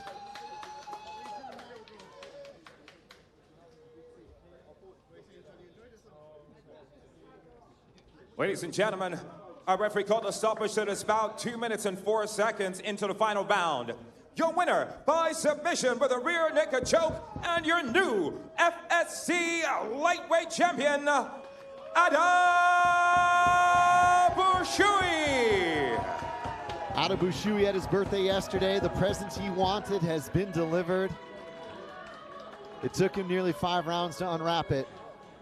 The performance was strong, the result, of course. This guy with a nasty jab that was busting him up. He did a good job closing that space, looping the overhands over the top, chaining together those 2 and 3 punch combinations to push his man back to the fence, where he continuously got those takedowns, Chris. Time and time again, collecting the tips, elevating, dumping his man, And really, it was that beautiful sequence. He got a takedown in that final round, half guard, found his way to side control. You called it there, the knee on belly, came across, sliced to full mount, and from there the threat was immediate and present, forced Grader to roll to the knees, and that's when that choke got locked in, and Adebashui still undefeated, and now the champion here in FSC as well. It's a feel-good moment there. CEO Raj Singh in the center of the FSC cage to deliver the goods, and indeed deliver on the promise to young fighters to stick with us as we lead the way and grow this sport and create opportunities like you've never had before. What a ride, Alex. A fitting way to end the prelims. Oh, 100%. Nothing like a title fight. We got a nice one here tonight, Adebashui. That's a nice birthday present. I don't know if I've ever had anything that nice on my birthday. That is beautiful, and you know there's a lot of hard work going into those 7 victories now across his career. Don't know what's next for him, but probably some defenses of that strap. In the lightweight, there's always new challenges, but he's shown real good diversity to his game, able to deal with a difficult style matchup here tonight. And patience. And patience. If at first you don't succeed, you try again. And that was one of the most amazing things that I think I really took from this fight is it wasn't pretty. It wasn't easy. It probably wasn't maybe the dynamic. Maybe he had a bad warm-up. Maybe there was a niggling injury. And props to Breda. Breda was on form. He was kicking well. He attacked the back. He dealt with the takedown pressure. He got up. He was fit. Yeah, it's everything you want from a title fight, right? You got to dig deep. 100%. He definitely did have to dig deep. I mean, I say he got busted up a little bit on that nose there, had to deal with that, had to deal with the long jab. But I'm very impressed with the performance and the win here tonight. Well, to everybody here on YouTube, once again, on behalf of myself, Alex, and of course, Buddy, our ring announcer, and the rest of the crew here at Cage Side from the Indigo 2, we are on one road, and one road only. FightStar Championship coming your way for the first time in 35 minutes worldwide on DAZN. Don't miss it. We'll see you soon.